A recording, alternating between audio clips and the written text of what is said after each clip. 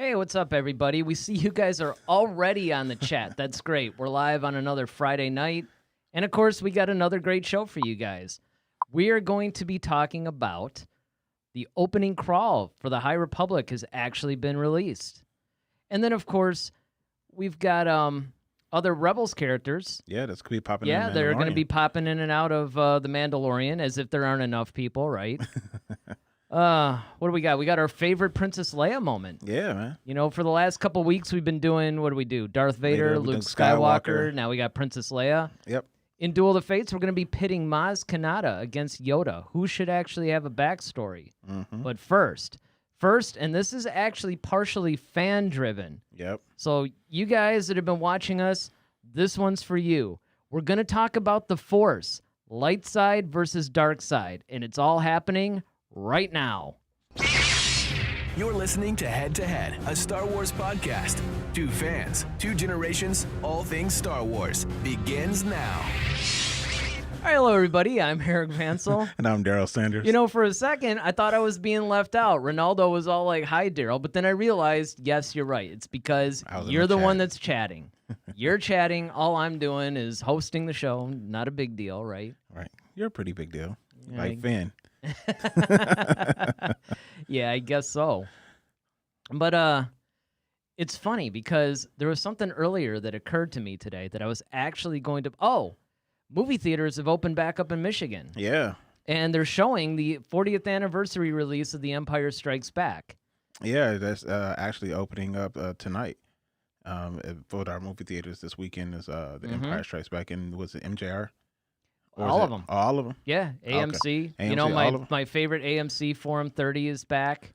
Oh, okay, sweet, yeah. You know, so I mean, and we got to see it. I mean, I didn't have time, obviously, today, and of course, tonight we have the show. Right. But, hey, Jason, it's good to see you, man. You're going to love tonight's show, I think. Oh, yeah, Ronaldo. Ronaldo, yep. It's good to see you guys. So, well, no, I wouldn't, normally, we like to start things off on a positive note, which we did because it's, the 40th anniversary of The Empire Strikes I know Back. what you're going to talk about. But we have to acknowledge. You're going to make me cry again, I know, man. But, we can't not acknowledge the legacy of the great Eddie Van Halen, man. Yeah, it's funny because had I actually had time to, come home from work and change or whatever, I was going to wear my Van Halen t-shirt tonight. Oh, wow. Yeah, maybe I'll do it next week.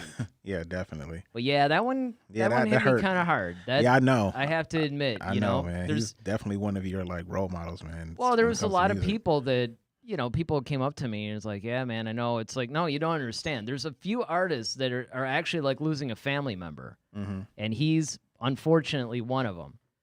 And even though he's had cancer for a long, long time, and we all knew that he was sick, that's why, they kept postponing tours and stuff. Yeah. Yeah, it's still, I mean, it's like I can't believe it, man. I mean, it's not even real to me. Yeah. But hopefully we can cheer you up with some good Star Wars. Yeah, well, maybe he'll pop up as an Eddie Van Halen Force ghost. And speaking of the Force, yeah, we're going to get right into our conversation. Yep, let's go.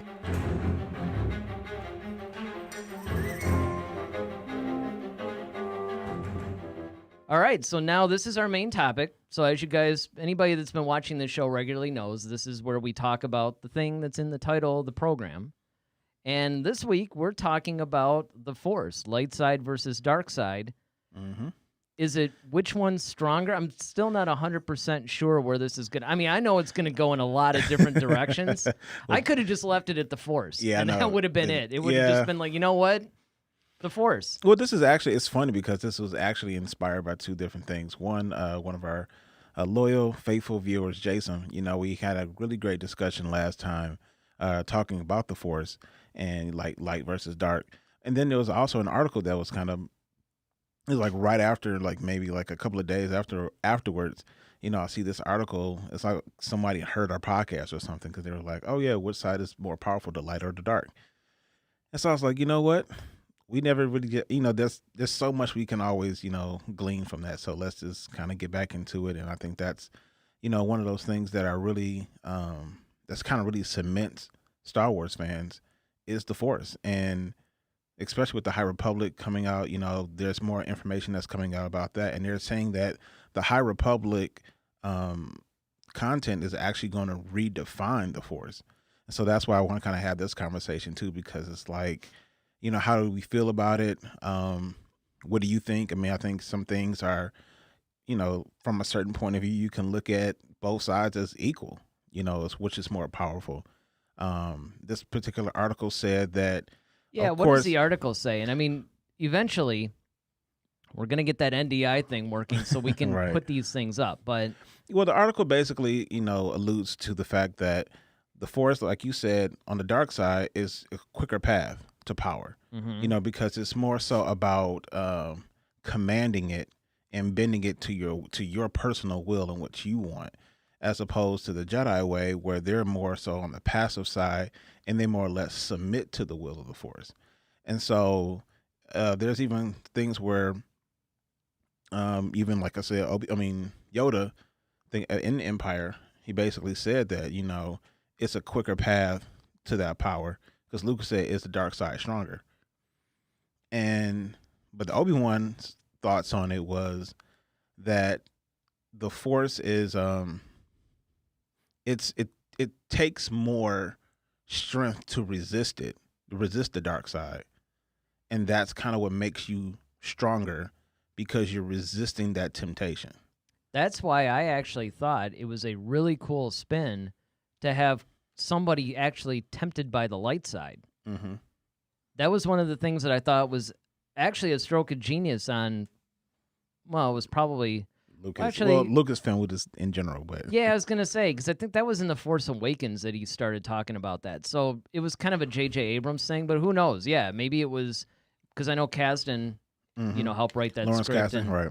So I'm sure he's the one that probably had a lot of input into that. But yeah, it's one of those things that you never really saw the light side of the Force really tempting anybody and somebody actually having to resist that. It always seemed like the light side was more the natural. Mm-hmm. And, that was sort of like, and that sort of actually goes into Jason's point last week, where it's sort of like that's the default setting. Mm-hmm. And then the dark side comes in. Yeah. And actually tempts you and tries to pull you away. But Kylo was actually trying to be dark. Right. Which is really interesting, because up until then, we've always seen characters that once they go dark... Yeah, it's forever to dominate their destiny. Yeah, it's just, that's just it. I mean, and it's so hard if you wanted to come back. But he not only was...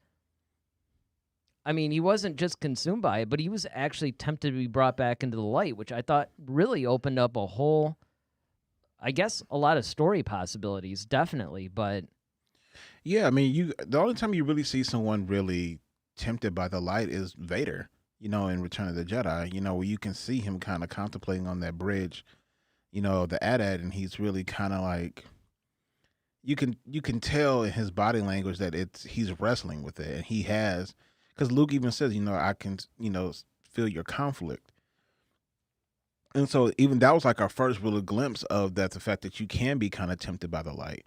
And do you really think that was a temptation, though? Because, and the only reason why I say that, normally I would agree, but the only thing that makes me wonder about that is the fact that everybody kept saying that there was good in him. It was almost like the light never really left him. It was just the dark was... pretty much like the prominent thing. And it was like, as time was going on, and especially once Luke entered the picture, then you saw that light bubbling up, which I guess could almost be like what Kylo was going through. But at the same time, I don't know. Yeah, I still say it's a temptation, because Vader had lost hope within himself. He's like, keep saying it's too late for me. And, you don't know even in the Empire, you don't know the power of the dark side, all of that. So he, on one hand, like, he suffered all this torment and all this anguish. And so it consumed him. Mm-hmm.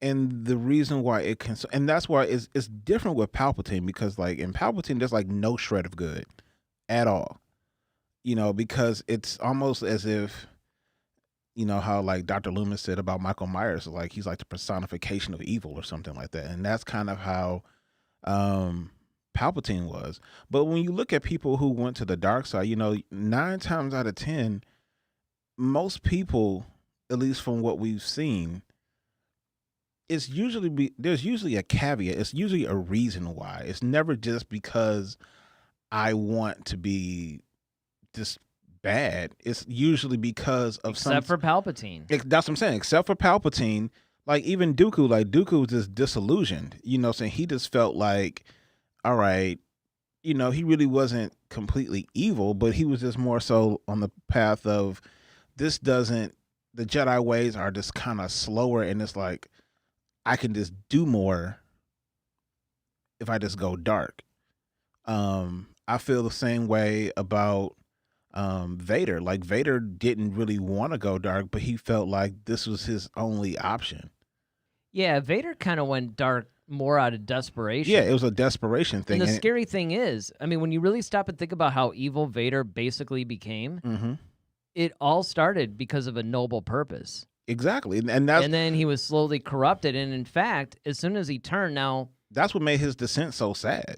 Yeah, and they actually carried this over from the expanded universe. The expanded universe actually had it to where as soon as Vader turned and the whole episode 3 thing was basically over, he instantly knew that he had been duped by Palpatine. And like instantly, he wanted to kill him. Like everything that this guy said was a lie, and I paid the price for it, and I shouldn't have. And so, you know, I'm basically gonna kill him. And they more or less lifted that from the expanded universe, and not quite the same way, but they did canonize it, at least in concept.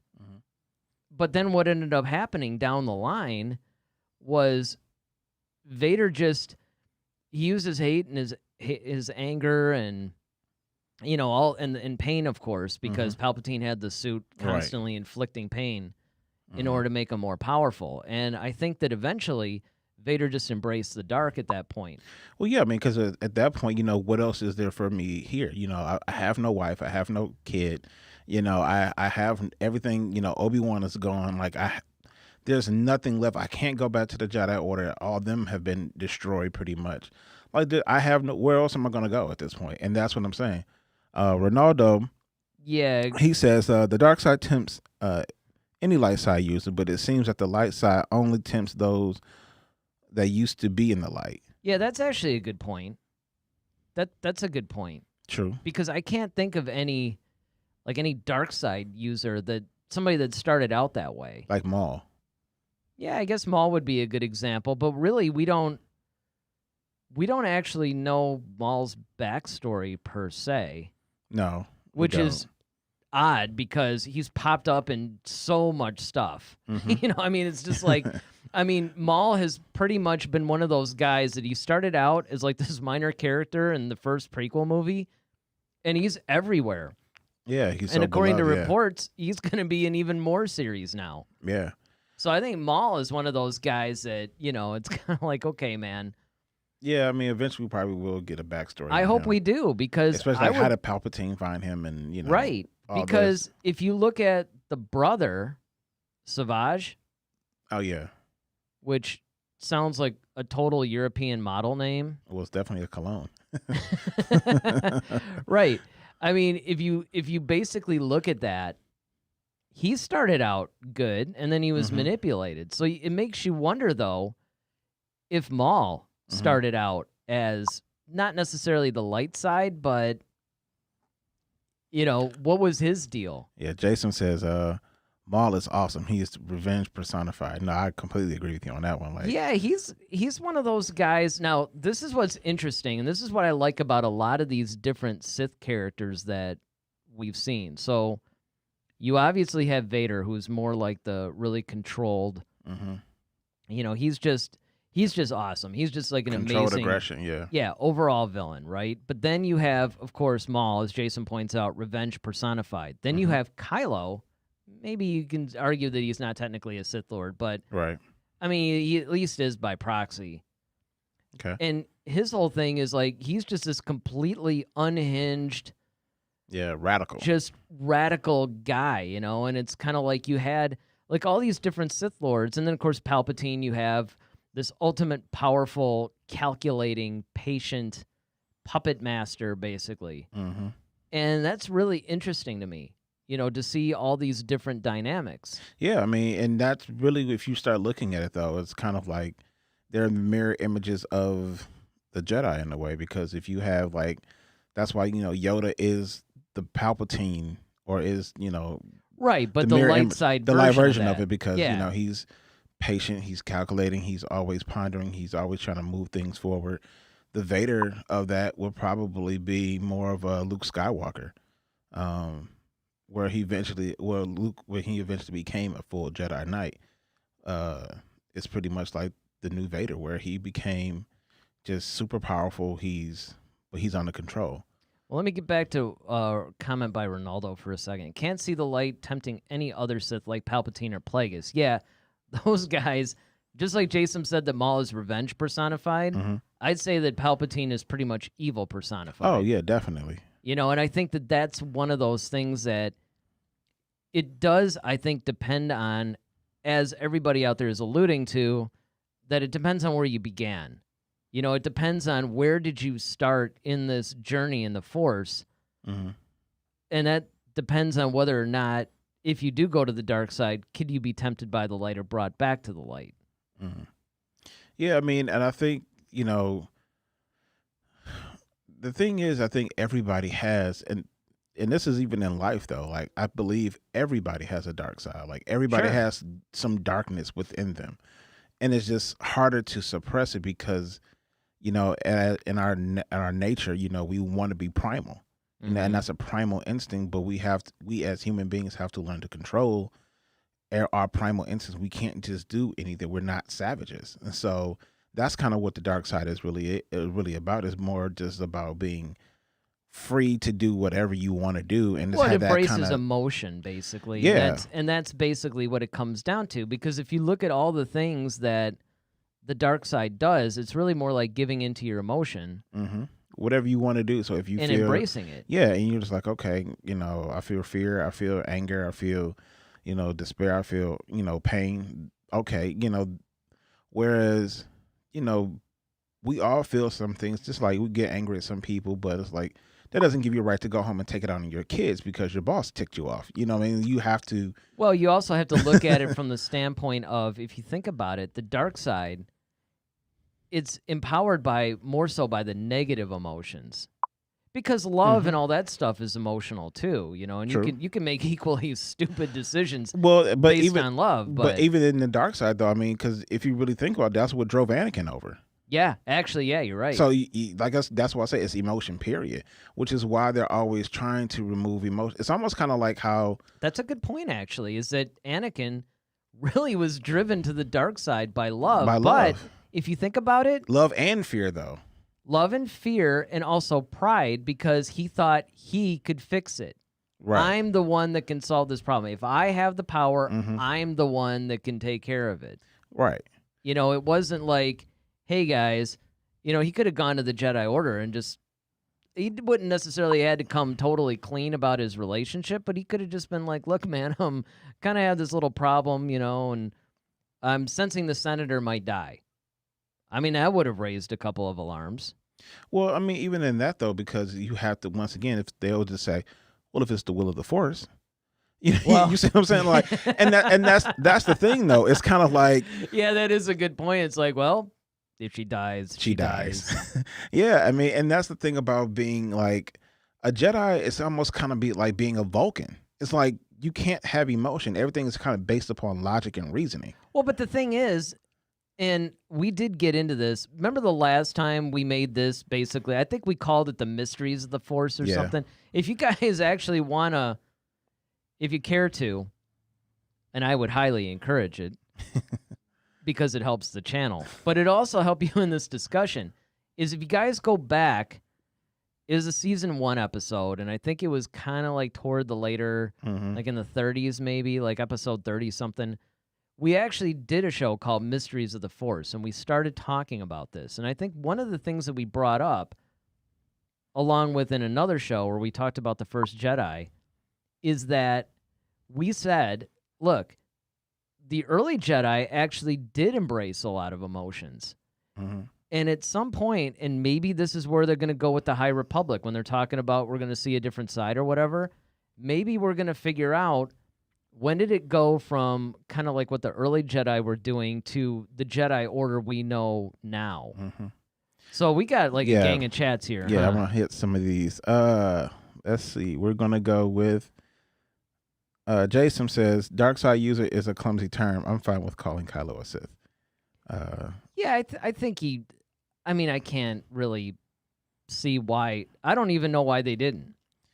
Because here's the thing. He's basically going to be in charge of the Sith fleet. Palpatine's coming back. Palpatine's trying to train him. Now, I think it's interesting because Kylo was trying to be kind of his own person. Well, not only that, but I think it's, once again, believe that term has to be bestowed upon you by a Sith Lord. There was no Sith Lord to bestow that title on him as of yet. Well, if you were in the beginning, there was Snoke. Yeah. Snoke wasn't the Sith. If you notice, like Vader, okay, I'm sending my apprentice, Darth Maul, Darth Tyrannus. He got that name from Palpatine. Palpatine gave Vader his name.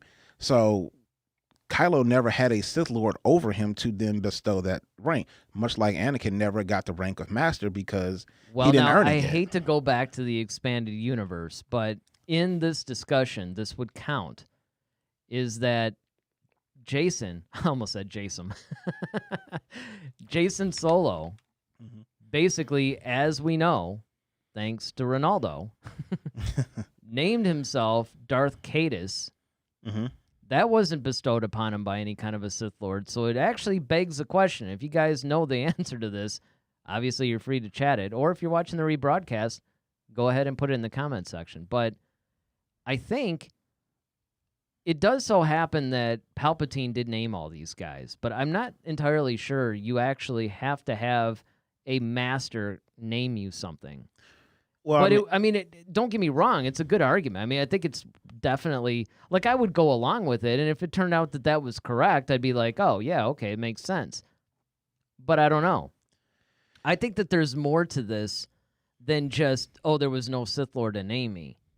Well, I mean, because you have to look at it from the standpoint of this, like, I mean, granted, like, if you look at, like, Asajj Ventress, like, she was one of those ones, like, okay. Well, she was never really a Sith Lord. I know, but that was established, though. But that's what I'm saying, though. It's like she could never obtain the rank of Sith Lord because that's what she wanted, but she could never obtain that rank because, one, there's already two. You already had Palpatine, that's one, and Dooku was the other. So she could never obtain that unless she killed Dooku, so then she could earn that right to become a Sith Lord. So I'm just saying, just by definition of what the program of the Sith is, you kind of have to just go based upon that. Ronaldo says, oh, I'm sorry, not Ronaldo. Jason also says, to me, Sidious is greed specifically. He is evil personified, but I think greed and selfishness are his dominant traits. He sacrificed everyone who died in the Clone Wars for power. Ronaldo also says, it would be interesting to have an anthology novel or a series where we can see characters like Palpatine, Maul, Dooku, or any dark side user being tempted by the light and see how they react to it. Yeah, I mean, I just coming up on those 2 points, because we have plenty of time.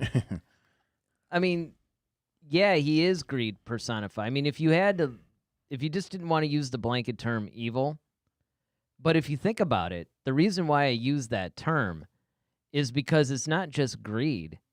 It's greed, it's selfishness, it's arrogance.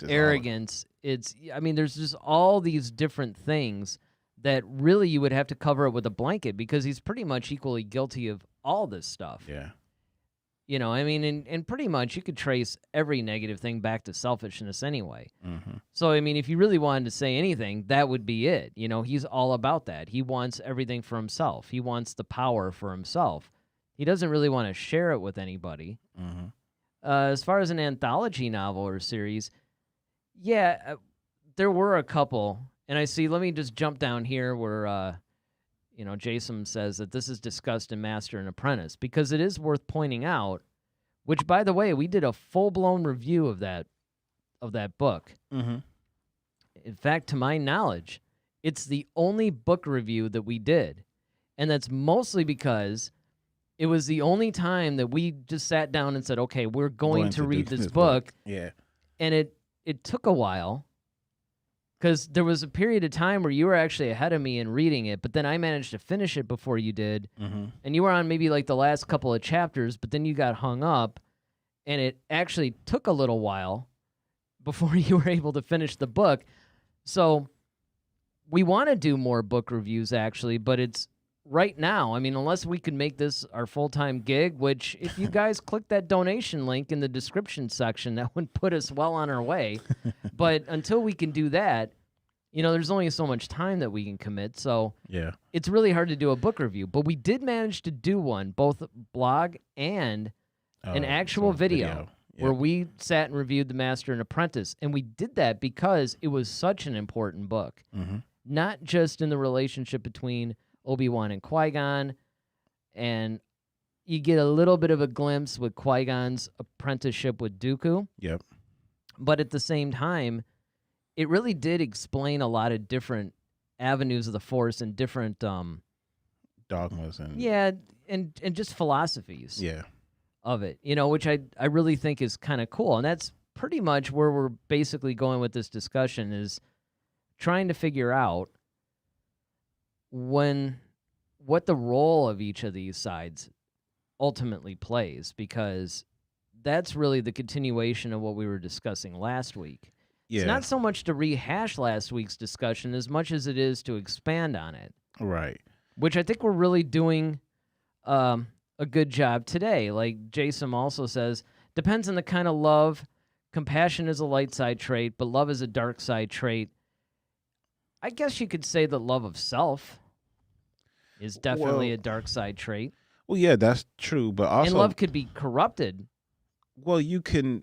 It's love is one of those intoxicating things that if you don't do it under control, you can lose sight of things. And I think that's what happened with Anakin. It was, love is, and he even used those words a lot, like, it's, you're soothing, or it's intoxicating. Like being around you is intoxicating. And so it's like when you hear Anakin use those different verbs of kind of explaining or ever how he's feeling about Padme, you definitely understand why.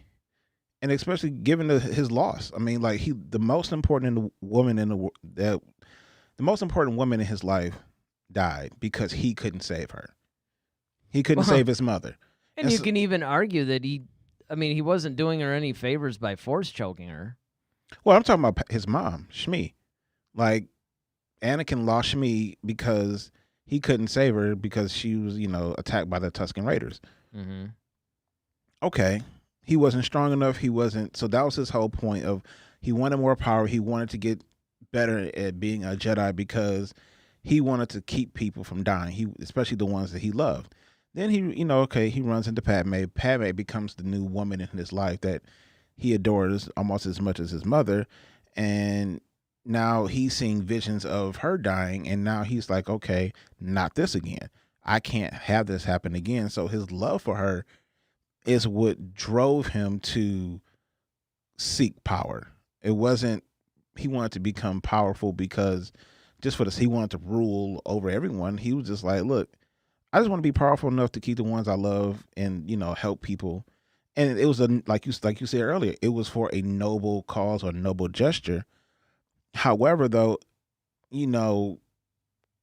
that type of love can make you short-sighted in things. Now we saw it in the Clone Wars. He's missing briefings because he just likes being around Padme. He's missing, different things because he's thinking about Padme. And so he can't focus. Even when there was a situation with the banker where he thought that Padme had this thing with the banker that they used to date, and he just went ballistic. And it's like he lost his composure and his control because of But see, that's a little Ike Turner moment to me.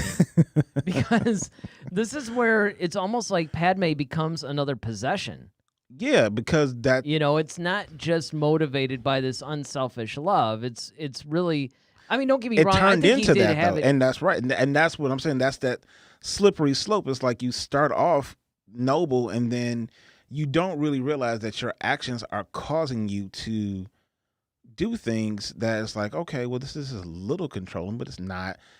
And you rationalize it by like, well, I'm just trying to keep you safe, but now that becomes that slippery slope, and then now you now you're in full, like you said, Ike Turner mode, where you're trying to control the situation, and you can't go anywhere, and you're like almost an abuser, Yeah, absolutely. And I mean, we see this in that one scene in episode 3 where, Padme is just like, whoa, time. You're going on this path I can't follow, man. I don't know who are you? It's kind of like, what are you talking about? And when did this happen? Well, even in the Clone Wars, like he would try to tell her like, oh, you're not going on that mission.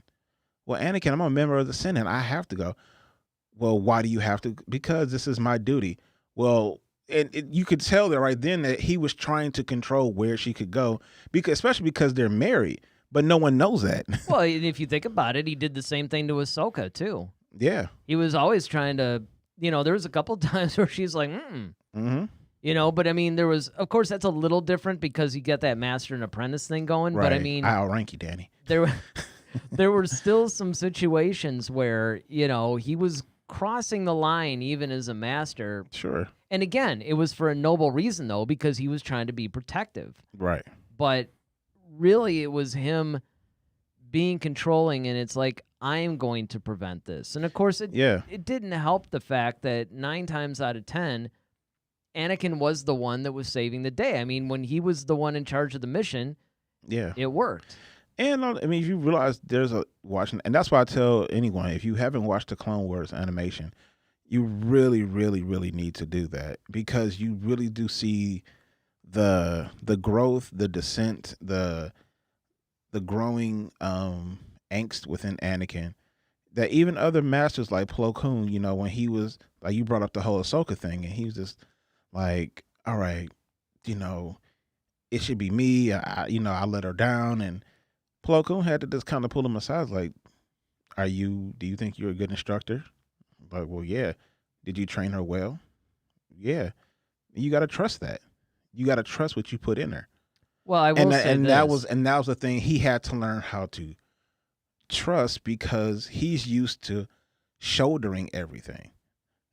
Yeah, but I think that one of the things that we can learn from this too, which I think is really cool how they did this. I don't even know if it was intentional, to be honest, but they did a thing to where it was selfishness even on the Jedi's part, because, well, Anakin's achieving the results that we want, so we're going to let him do things that we know we probably shouldn't let him do, and get away with behaviors we probably shouldn't let him get away with, but, he's achieving the results. Yeah. We got a gang of chats. Yeah.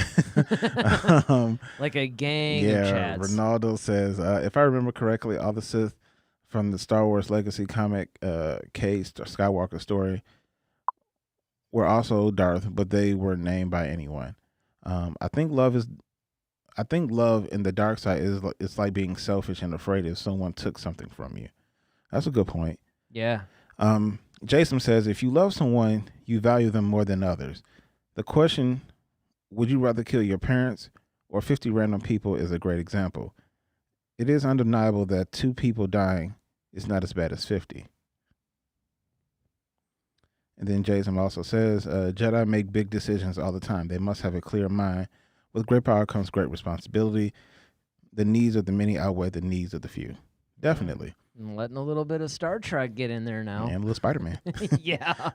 Well, but I mean, and these are all good points. And then going to that's true. It's like the Jedi's point of view is like, we have to do what's good basically for the society. Exactly. Which is one of the reasons why they instituted that rule of, hey, listen, don't get entangled in relationships, because that's going to, now you are going to place, as Jason said, 2 parents versus 50 people. most people We go after to save probably, their parents. it depends on the day, I'm sure. I shouldn't say that. My mom's watching. But pretty much, yeah, you're going to basically choose your loved ones. Mm-hmm. And the problem with that is that societally, that isn't the logical decision. Right. So naturally, that's one of the reasons why they forbid attachment of any kind. I mean, and this is, it's not just with people, it's with things too, because if there's like a piece of property you really care about, you might do everything in the world to save your house. And in the meantime, some other thing might be destroyed. Well, or yeah, whatever. I mean, that's one of the main reasons why, they took the kids when they were young, because it's like, all right, the farther away you get away from your parents, like, okay, you don't build that attachment with them. And then even as a master, like, they have different levels. So you're not staying like, okay, so Yoda dealt with the younglings, okay, kind of gave them the basics of everything. But then they had another master for that. Then they had another master for, so you never really got attached to just one. Yeah, different Yoda, people kind of played a different part in your upbringing. You have love for them, but it's like, okay, this isn't, you don't build that type of bond. And even with Obi-Wan and Anakin, they built that bond because they were always around each other. Mm-hmm. And that was kind of like, that's why I was like, you were like my brother, Anakin. I loved you, so when you see, and that brings up a good point though, because that is in essence an attachment. Those guys are going to go out of their way to save each other. And so under the Jedi code, that would technically be a violation. Yeah, like a violation. Now, I mean, I get it, because you're right. Yoda was more like the homeroom teacher. Right. He's the guy that you always return to or whatever. And then you go on to these other masters. But a lot of them did form an attachment, but it wasn't the same. It wasn't that same deep brotherly friendship. Mm-hmm. You can tell just by the way the other masters interacted with their apprentices. They kept that distance. It was cordial. It was friendly. But it was business more. Yeah, it was more like a colleague in a way. Right. Than it was truly like a it's like, okay, these are the people thing. I hang out with when at work. When we're at work, hey, we're good. Hey, how's it going? Good morning. How are you? How's the kids? Great, great, great. Hey, could you get me that? Cool, great. Not like, all right, hey, man, let's go grab a beer after work, or hey, let's go hang out and go play games or something right. like that. And that was Anakin's and Obi-Wan's relationship. They had that whole, like, we don't want this to end just at work. We want to keep going. And I can see that because, I mean, speaking for me personally, it's like I can't work in a place where it's just cold and clinical. Yeah, I mean, for me, and that's where I'm actually lucky now that where I'm working is, I mean, we're like a family. Mm-hmm. We're in each other's lives. I mean, we're, it's not just we see them at work. I mean, there's a lot of cases where sometimes we only do see them at work, but it really is a friendship. There's friendships and a family feeling, and I think that's what Anakin and Obi-Wan were establishing, versus, like you said, where it's just kind of a more colleague type, right? Type of thing. Ronaldo says we basically go from extreme to the other extreme with the Jedi and the Sith. On one hand, you deny emotions, and on the other hand, you let them control you. Jason says the Jedi don't deny all emotion. The Jedi are compassionate, hopeful, and purposeful.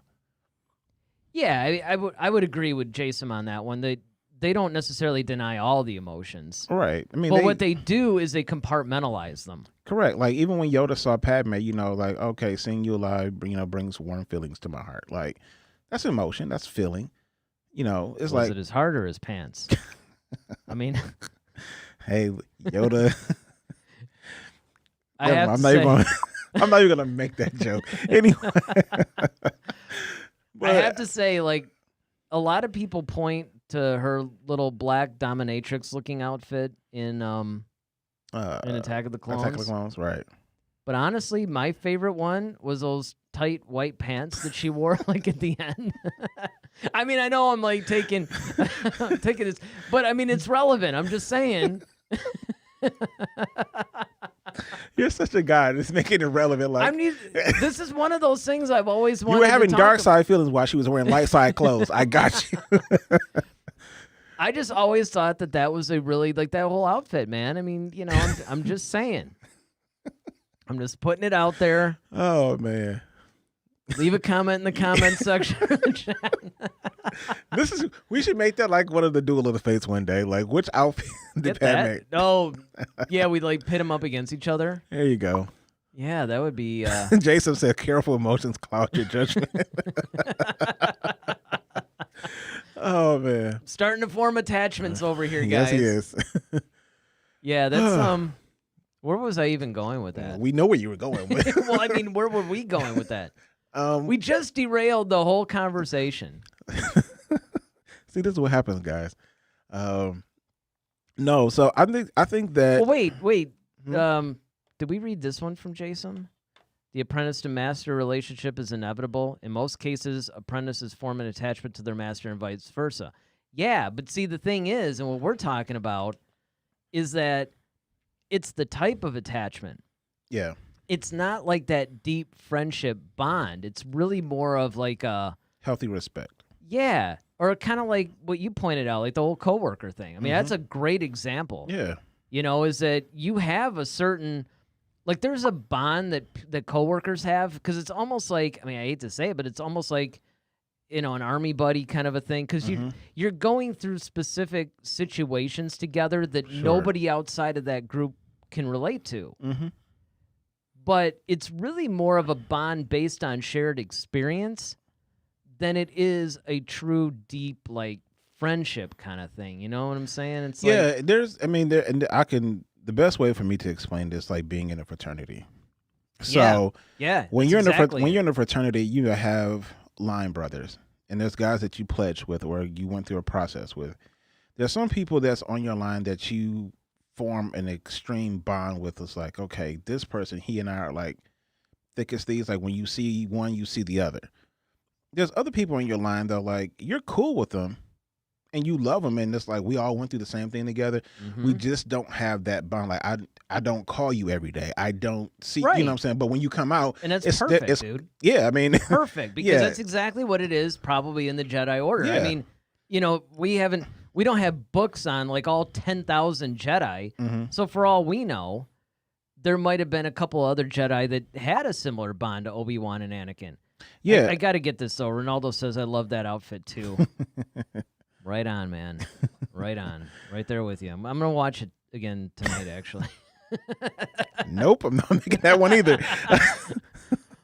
Obi-Wan said Anakin was his brother. Isn't that an attachment? Yeah, that's what I said. That's exactly, that's totally what we're talking about. In fact, that's what actually started this conversation, is that there was that, and I think you actually quoted the line, you were my brother, I loved you, and you were the chosen one. You were supposed to, bring the people out of darkness, really not join them. You're like, he was really hurt by that. He was, man. I mean, you could see the emotion and like he was just destroyed. Even he told Yoda, he was like, I can't go. He's like, when they're trying to figure out, okay, I'll go after Palpatine, you go get Anakin. He was like, yeah, you're not powerful enough. Yeah, Yoda had to be thinking, like, seriously, really, dude? Like, what part of you thinks that you could take him? Yeah, so he was like, you got to go. He's like, but he's like my brother. And he was like, he's like, the boy, he's like, the Padawan you trained is gone. You got to love the way that Yoda was like, well, technically you're not killing Anakin. You're killing Darth Vader. Exactly. He's like, he's consumed by the dark side. He's like, so once again, like, Yoda is once again trying to put Obi-Wan in that perspective. Like, but see, Yoda has that control. You have to compartmentalize, like you said. Like, okay, look, I understand, but you got a job to do. That's it. This is what we signed up for. Well, and I think one of the compelling things about that scene to me was it really, because remember, you didn't have the Clone Wars cartoon at this point. Right. Or I should say animated series. Everybody hates it when you call it a cartoon, but it was a cartoon.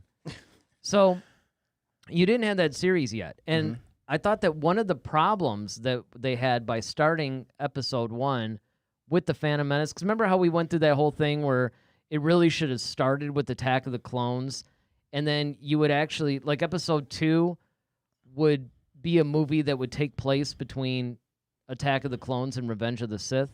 Mm-hmm. So almost like a 2.5 kind of thing. I thought that scene in particular really did a great job in capturing the love and the friendship that was there that is now broken. Mm-hmm. And I mean, I really just think that was captured perfectly in that scene because you really saw the pain and anguish in Obi-Wan's voice, and he did not want to kill him. Yeah, the whole time, it was from the time he watched, he's like, well, if into the security recording you go, I'm only paying you with, and he's like, well, I gotta know.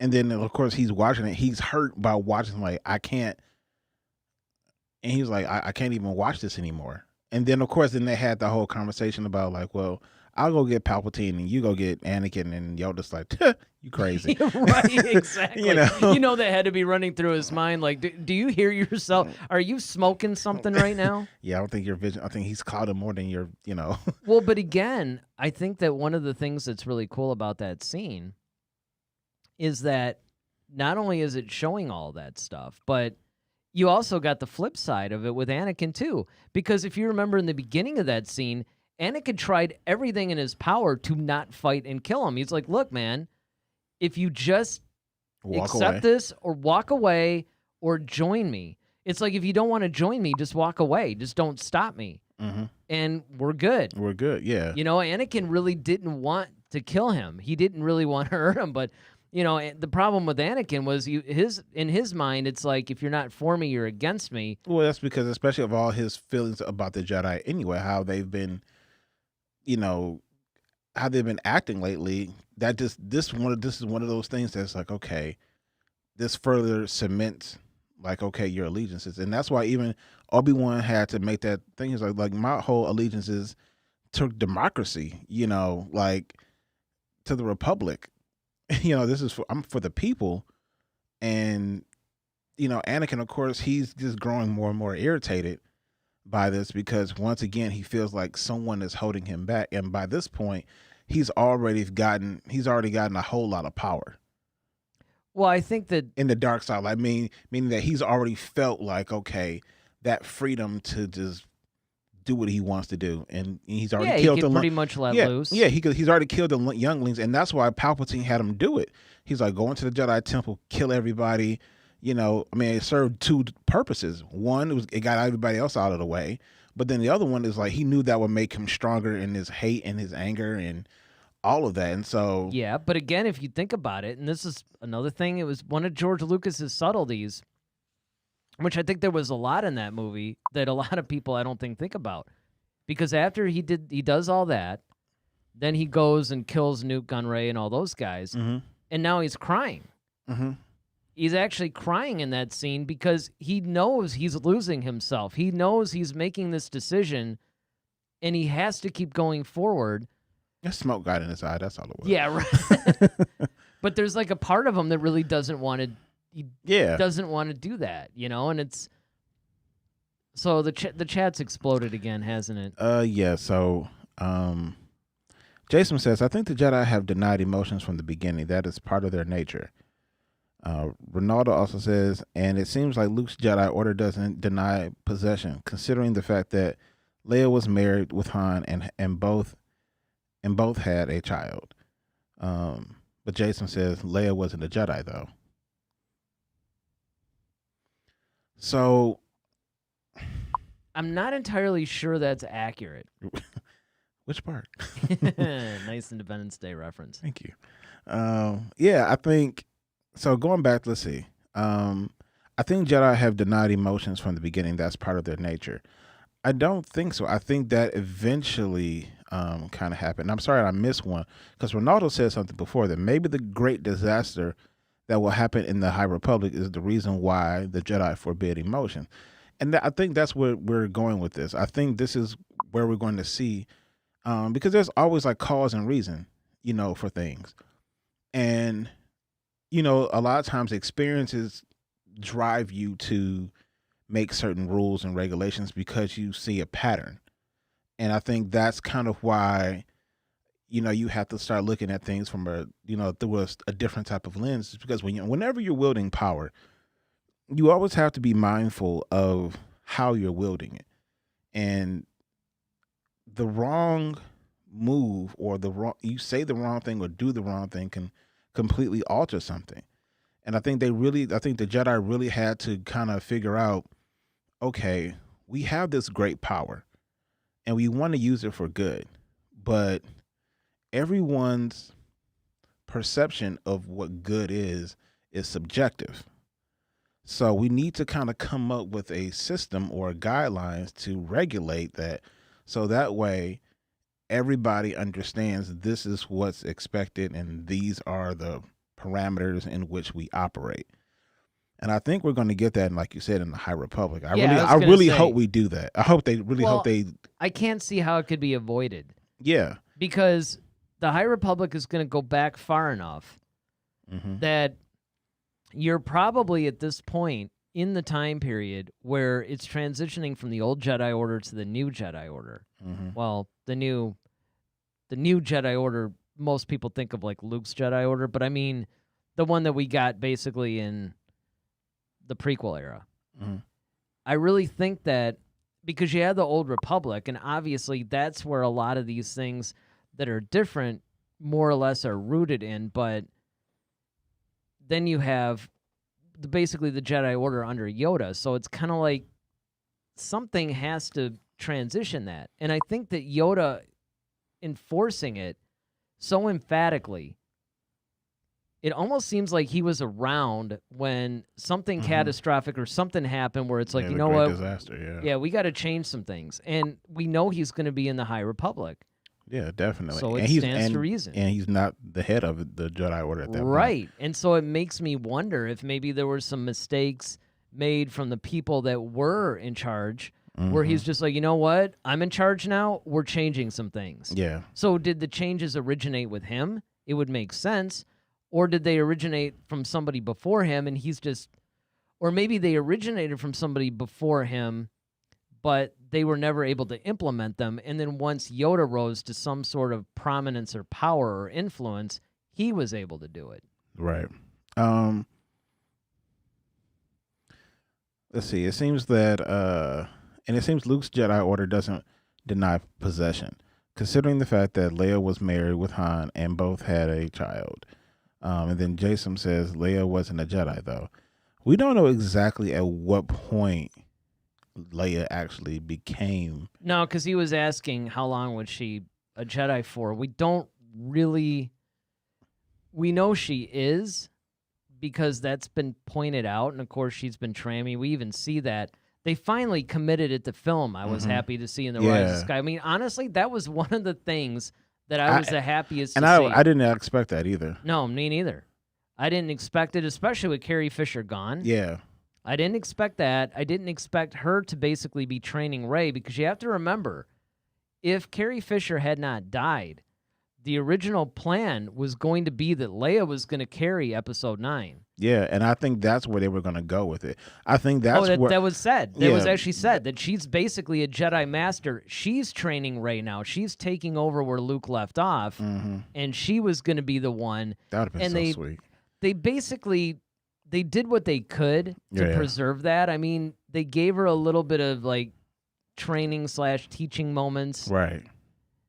So they basically established the concept. Well, that you saw her training, and then you also saw the flashback that they had when Luke and Leia were dueling in the, Well, that's what I was. That was the main thing that I was talking about. I thought you were talking about the training of Rey, like when. Well, I was talking about that too. Those are the two different incidences that I was pointing to. And then the last one, of course, like, when Luke brought her to the saber, like, okay, she put her down and, for somebody else to pick it up. And it's just like, that person's you.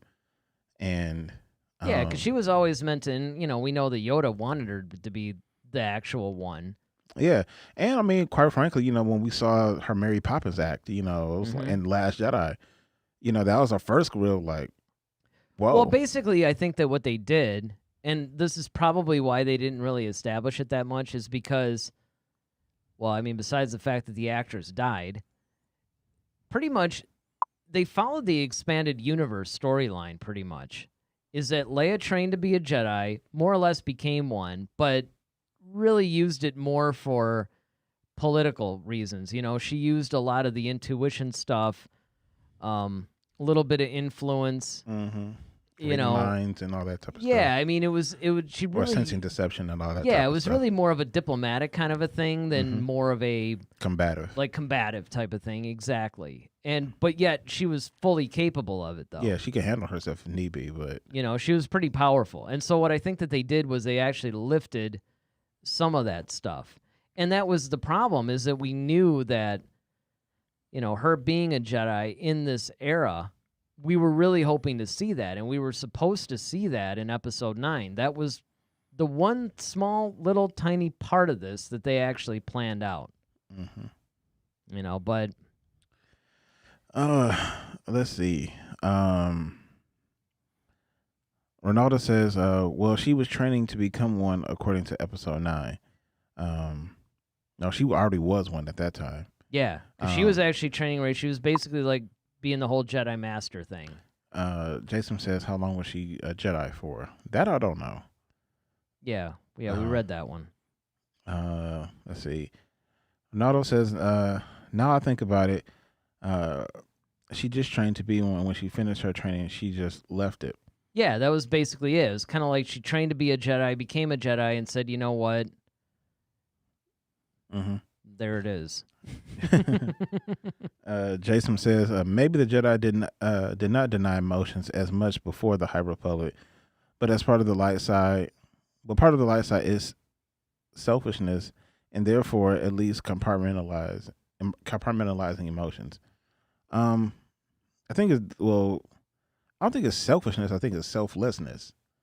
Yeah. Oh, it's absolutely selflessness because you're denying self. Yeah. The Sith are the ones that actually are the personification of selfishness. Yeah. But, you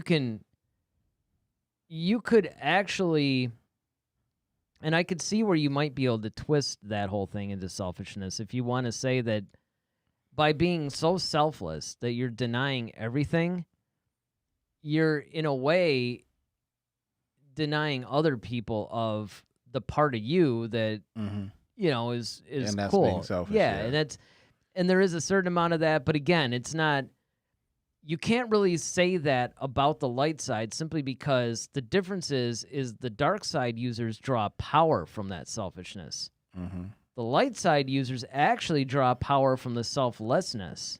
Well, it's more so the submission.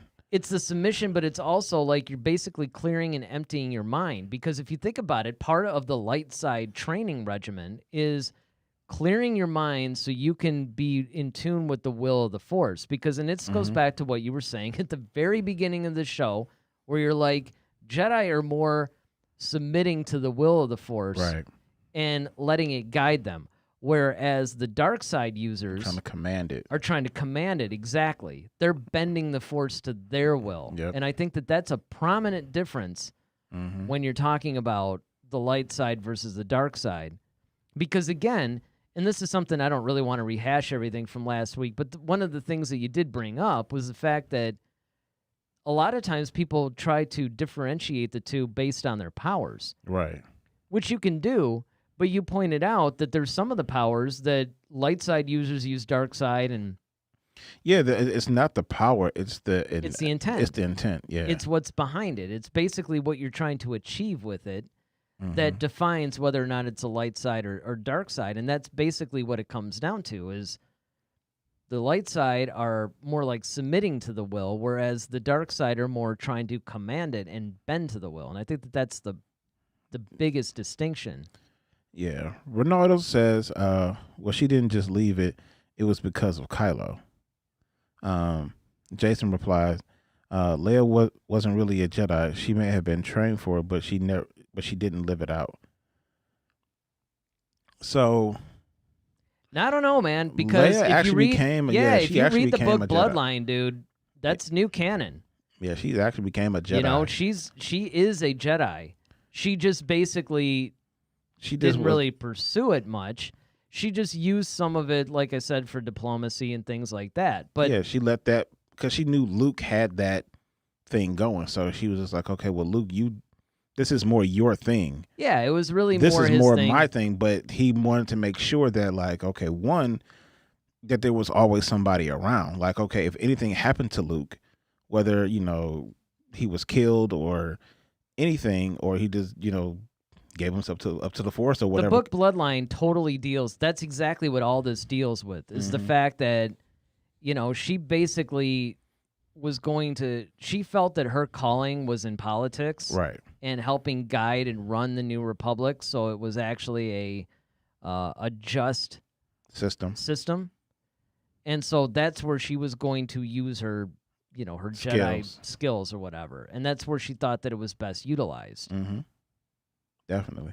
Because you got to remember, too, I mean, even building a stupid lightsaber is one of the final tests. That's one of the things, that's one of the reasons why Lucas actually shot Luke building his lightsaber for Return of the Jedi. Now, later they decide to cut it out, but that's like your final. Yeah.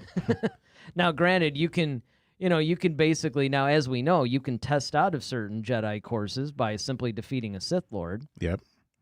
But one of the main end things that you have to do, you can't graduate, so to speak, until you build a lightsaber. Correct. Leia built a lightsaber, which actually is one of my favorite designs. Yeah, I remember. Yep, we had that. I mean, I think that's cool. Now, again, and I have to say this every time we bring this up, but man, I wish that Rey had been able to use her lightsaber more, because especially in the theater, when she ignited that thing, yeah, man, and it was just this heavy, mean sounding hum, and it was that bright yellow blade. You're just like, ah. Oh. And even the hilt, the way it was designed, it kind of looked like one from like the old Republic era. Yeah, yeah. Like, you talking about Leia's? Yeah, no. Rey's, yeah. From her staff. Mm-hmm. Yeah, you're right. Because it had that metal, because of the metal, and just the whole look of it kind of had that old Republic looking. Well, I'm really curious about the High Republic lightsabers, because they look kind of different from. They have more of that Kylo vibe. They have a little bit of the Kylo vibe, which is an old Republic design, but then they also have like that kind of King Arthur majestic, like it has a filigree on the hilt and all types of stuff. Yeah, he says youngling build lightsabers. It's true they do, but I'm just saying that that's one of the things that you have to do. I mean, it's part of the training. But again, if you really want to read all about Leia's adventures and kind of like her Jedi-ness, read Bloodline. Mm-hmm. And by the way, Bloodline is one of the books that I always point to as one of the best of the new canon. I mean, there's a bunch of them, because honestly, the new canon is amazing. I would say like 80% of the books are just absolutely incredible. There are a few that I haven't read. Like, I still haven't read Phasma. Oh, yeah.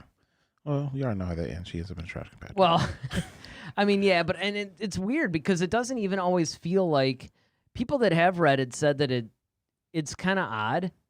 Like, it doesn't really read like a lot of the other Star Wars books, but it's really cool. And of course, you have Jedi Lost. Is that the one that we read that's kind of like a TV script? Yeah, it's read like because it was. That's exactly what it was. Mm-hmm. That's the one about Dooku and Asajj Ventress. Which is another phenomenal book. It takes a minute to get used to it. You have to get into the way that it's written, because it's basically written like a TV script. But I promise you, if you could get past the first 2 or 3 chapters, it's incredible. And I mean, there's just so many of them. Yeah. I mean, one of these days, we should probably do since we can't really do like a book review, because we're on different schedules with reading and stuff. Mm-hmm. If we just did a show that's basically focusing on the books and the comics and stuff, and talk about them, because honestly, there's a lot of canon material, and this is what I like, the fact that they're expanding this stuff, but I hate the fact that there's a lot of key things that they'll put in the comics and the books that they're not putting in the movies, and I think it's doing a disservice to Star Wars fans in general, because you shouldn't have to read them to get certain information. True, I completely agree. At least big stuff. I mean, you can't cram everything into a movie, but at the same time, I just really wish that they would. Oh, that's what I said, or at least put it in it. Like, I think where they should go is like do a whole bunch of different series, because then that way you can really flesh all that out. Well, I mean, didn't you say that? Wasn't there a story that broke today about Snoke's origins? Yeah, that was in a one of those like Star Wars, like almost like encyclopedias or a book, and it was pretty much kind of giving his background. Even though for those of you who would want to know where the Mandalorian is from, you can find it on the back of a toy box. You know, one of the action figures. Yeah, what was it called? Aquatina. Or Actina or something like that? Aquatina. Yeah, it's Aquvetina or something. Aquatina. So you heard it here either first or like 25th. I don't know how many YouTube channels are covering that, but yeah. And then Ronaldo says, "Yeah, Jedi Lost felt kind of awkward for me, but when you get used to it, it's pretty cool." And that's it. Mm-hmm. You have to get used to it. Yeah, definitely. It's definitely not a book that you can just get into right away, because at first you're kind of like, I don't know what this is. Yeah, at first like, huh? And the thing that's funny is it's packaged like a book. Yeah, but then it reads like up and down. But then, and left it's to like, right. So yeah, it's exactly. it's almost like going over to England and like having to drive on the opposite side of the road. It It's is like, completely written like a script. And because of that, it can really mess you up. But again, once you start to get into it, and you can read it pretty quick because of that too. So Jason says, I don't like Dooku Jedi Lost. It should have been Dooku's story rather than Ventress watching Dooku's story. I listened to it on audiobook, so the format wasn't as bad. Yeah, and I think, honestly, I would be curious to listen to the audiobook version, because on one hand, I think that if you read it, it does read more like Dooku's story. Because it's basically Dooku's story being narrated by Ventress, and it's almost like a wraparound thing. I mean, I can almost totally see that, because that was supposed to be a Clone Wars episode, right? Yeah. So you have to remember that. You have to remember that it was essentially supposed to be an episode of Clone Wars, and that's the reason why it's told that way. I have a feeling, Jason, that if it were actually written as a normal novel, it probably would have been written through Dooku's, like first person or something. Because, I mean, it kind of flows into that. Because if you think about it, there's a lot of times where, Dooku's all like looking at something and remembering, and he's having flashbacks. Yeah, having flashbacks. And Boat Ride Family in Comics has joined us. He says, "What's up, guys? You're late. Look, you know us. Hey, man. We're probably still going to be on for another couple hours." So. Better late than never, as I say. Yeah, absolutely. Let's see. Ronaldo, the fact that there is a possibility that Cobb Vanth could appear in The Mandalorian talks about that Filoni and Favreau do not ignore canon. Actually, Filoni and Favreau are what I would call the preservers of canon, because definitely that's one of the gripes that I've always had about Lucasfilm, is that they come up with all these amazing canon stories and then they just forget it exists. Mm-hmm. Whereas these guys actually bring it in. You know what I mean? It's like they kind of include this stuff in their stuff. That was so profound. Your Pulitzer Prize winner. Oh, yeah. I mean, let me tell you. It's like, oh, man, that's hilarious. For my course on public speaking, you can just, write to me at Padme's White Pants. I was just about to make a joke about those two. Like, sorry, you got the white pants on your mind. Yeah, I can see it. That's got to be like the new graphic or something. Man. It's going to be like our new logo or something. Just don't wear them into the podcast. Well, if I did, you wouldn't be able to see them anyway. I'm sitting behind this table and, I'll be able to see you. Anyway. Hey, you actually went in on the chat. Yeah. Look at you. I'm going to put you up there because look at that. Hey, man. I noticed you're not wearing any white pants in this photo. I'm not. You're not? Fully clothed. No. I'm in my dark side attire, if you can see. I can see. But I just think it's one of those things that it's good that they're starting to bring more canon into this stuff, because I think that there's so much that they could be bringing in that's actually relevant to the casual fan. And again, I would implore these guys to please stop catering to the casual fan. Because every time you hear the same thing from a lot of these guys, well, the casual fan won't understand the reference. Okay. So what? Yeah. What about us hardcore fans? Who've been there since day. Yeah, you have to reward the fans who've been there since day and one, I mean, I get it that you don't want to do something to where, like, man, I will never forget when I saw the very first episode of Dune. The original Dune movie. Mm-hmm. I was like, I don't know, when did that thing come out? Like 1980 or something? Yeah, what's it like? 80, 81, somewhere in there. So I was probably like 10, 11, maybe 12. It's probably more like around 12 because I remember Sting was really happening. He was in the movie, and I remember the police were like really on top at that point. And that was the reason why I wanted to see the movie because I was like, oh, no, wait, Sting's going to be in it? And I couldn't even fathom that. And I'm like watching this thing, and I go to my dad. I'm just like, I don't understand this movie at all. So, could you explain it to me? And he's like, I don't understand it either. And it's one of those things that it was a faithful, well, I don't know how faithful, because, there's like 6 Dune books, which I really hated. I mean, I know we're not a Dune podcast here, but the thing is, they made the original Dune movie. Then, like, David Lynch or somebody remade it, and now they're about to do another one. And my whole thing is, like, there's 6 books. I was just talking to one of my coworkers about this today. There's 6 books out. Instead of constantly remaking the first one, how about just moving on to book 2? But, I mean, I think what they're trying to do is create a franchise. Well, they're trying to get people to understand it. That's why they keep redoing it. Well, but the thing is I don't think you can. And my point, the reason why I bring this up in a Star Wars show is because Dune fans will understand it. The casual fan is going to have to do one or two things.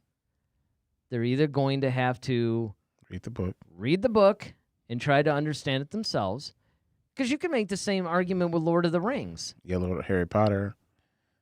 I mean, yeah, because my dad, once again, Harry Potter was like a sleeping pill to him.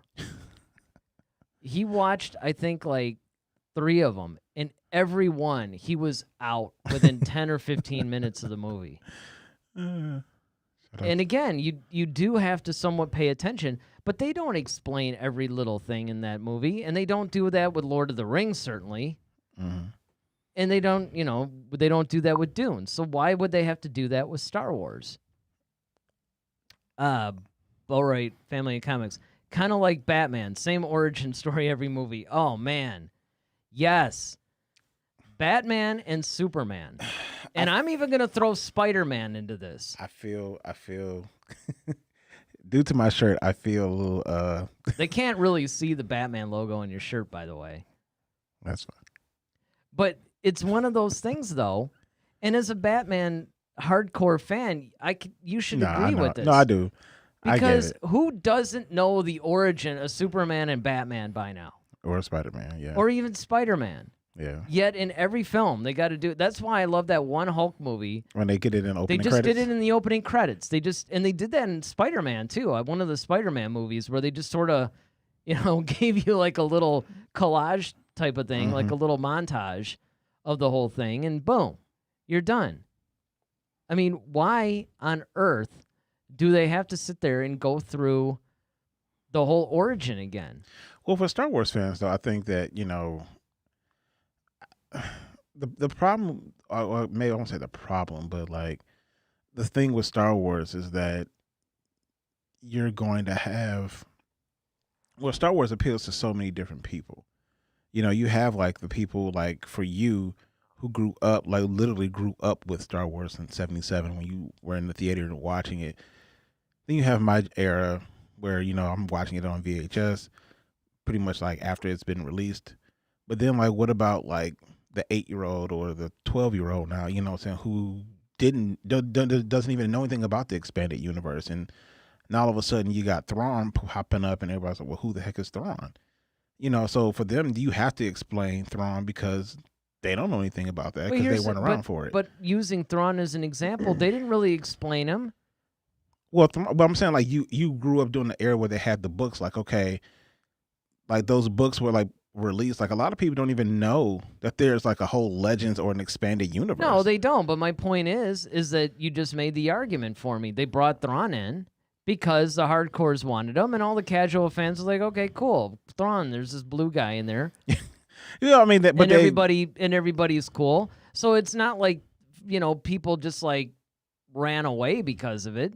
Well, no, I mean, that's what I'm saying, but they brought it in, and I think they did it smartly on Rebels. Yeah, because, and that's it. Because you're adding the kids into it, so now if you do bring them to the screen, people are aware of it. People are aware of it. And my point is they could do that with any of the Disney Plus series. They could just simply bring in a lot of this canon stuff. As they pointed out, The Mandalorian in particular, they're doing it. So, I mean, you can do it. I mean, that's my point is that you can I agree do with this that. stuff. I'm not saying you. I'm just saying, like, I think you just have to figure out the best way. And that's what I like about Filoni and Favreau is because they're finding good ways to bring this stuff in where it's you have to find new ways to motivate us. It's got a bad motivator. Ronaldo says, by the way, did anyone else feel sad when in episode 9 Snap died and Wedge appeared later in the Falcon?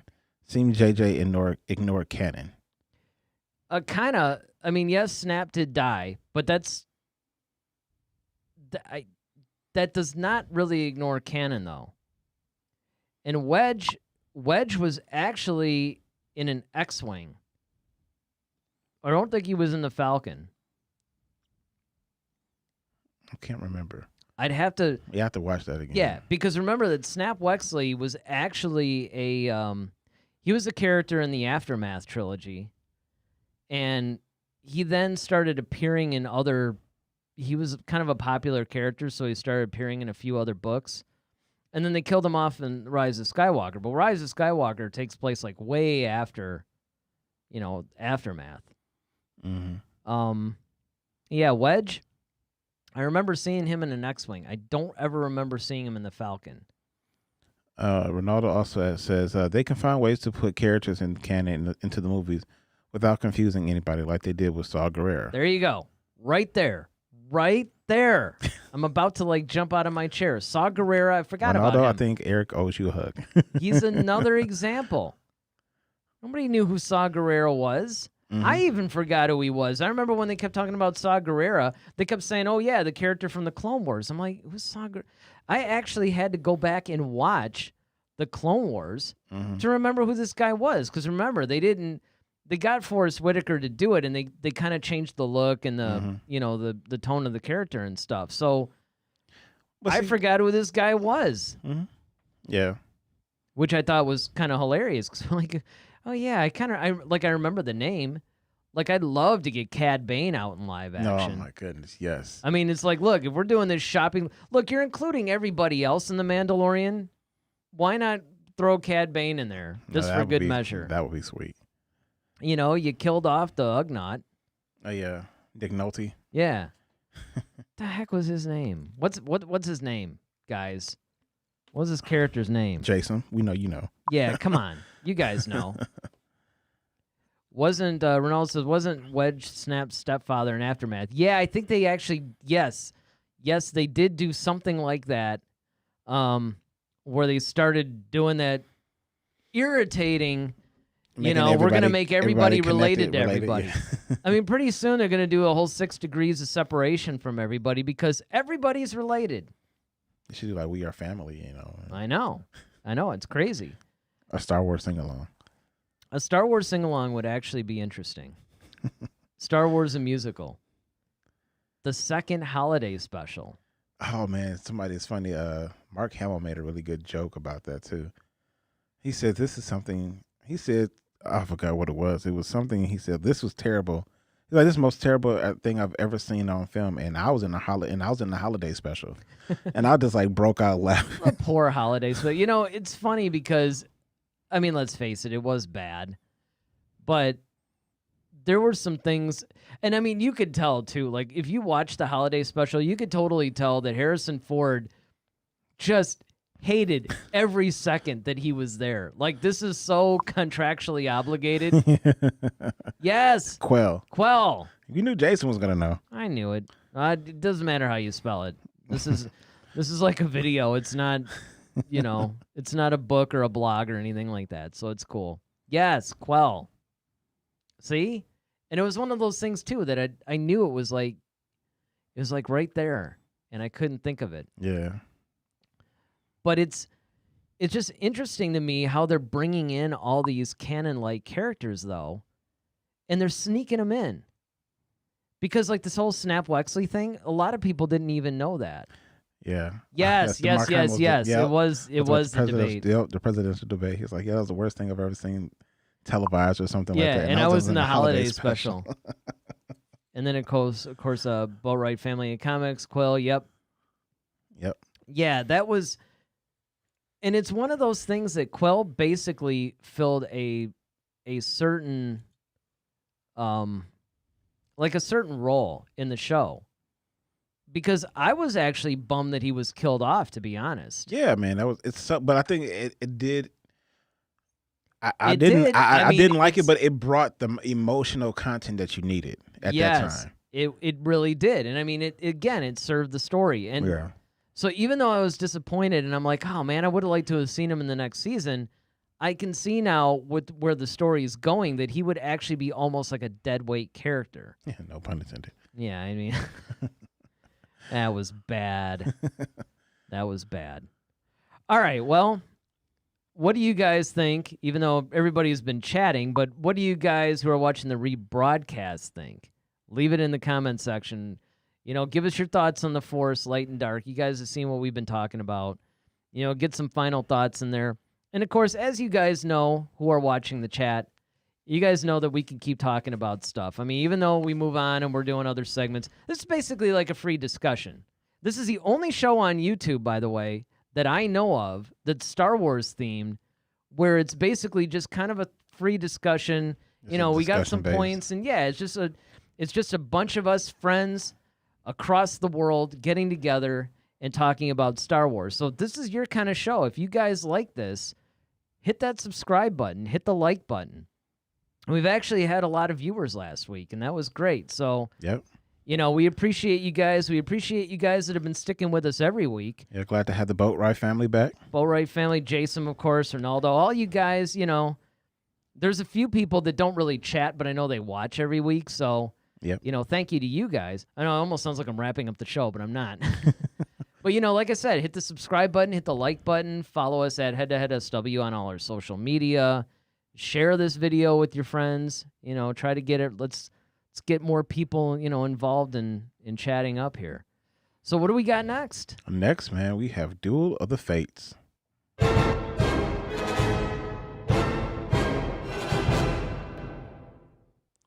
All right, so this week on Duel of the Fates, we're going to figure out who should have a backstory. Oh, this ought to be a good discussion. Maz Kanata or Master Yoda? What say you? I say Maz Kanata. I say Yoda. Really? Yes. It's a real duel? Hey, let's go for it. Oh, this is going to be good. I don't think we've disagreed on one of these things in a while. Right. Or usually what ends up happening is we'll kind of start out, but then we sort of compromise or whatever, which is boring. It's supposed to be Duel of the Fates, and we end up just like agreeing. Half the time we're fighting with our audience more than with each other. All right, so do you want me to make my case for Maz Kanata then? Make your case. All right.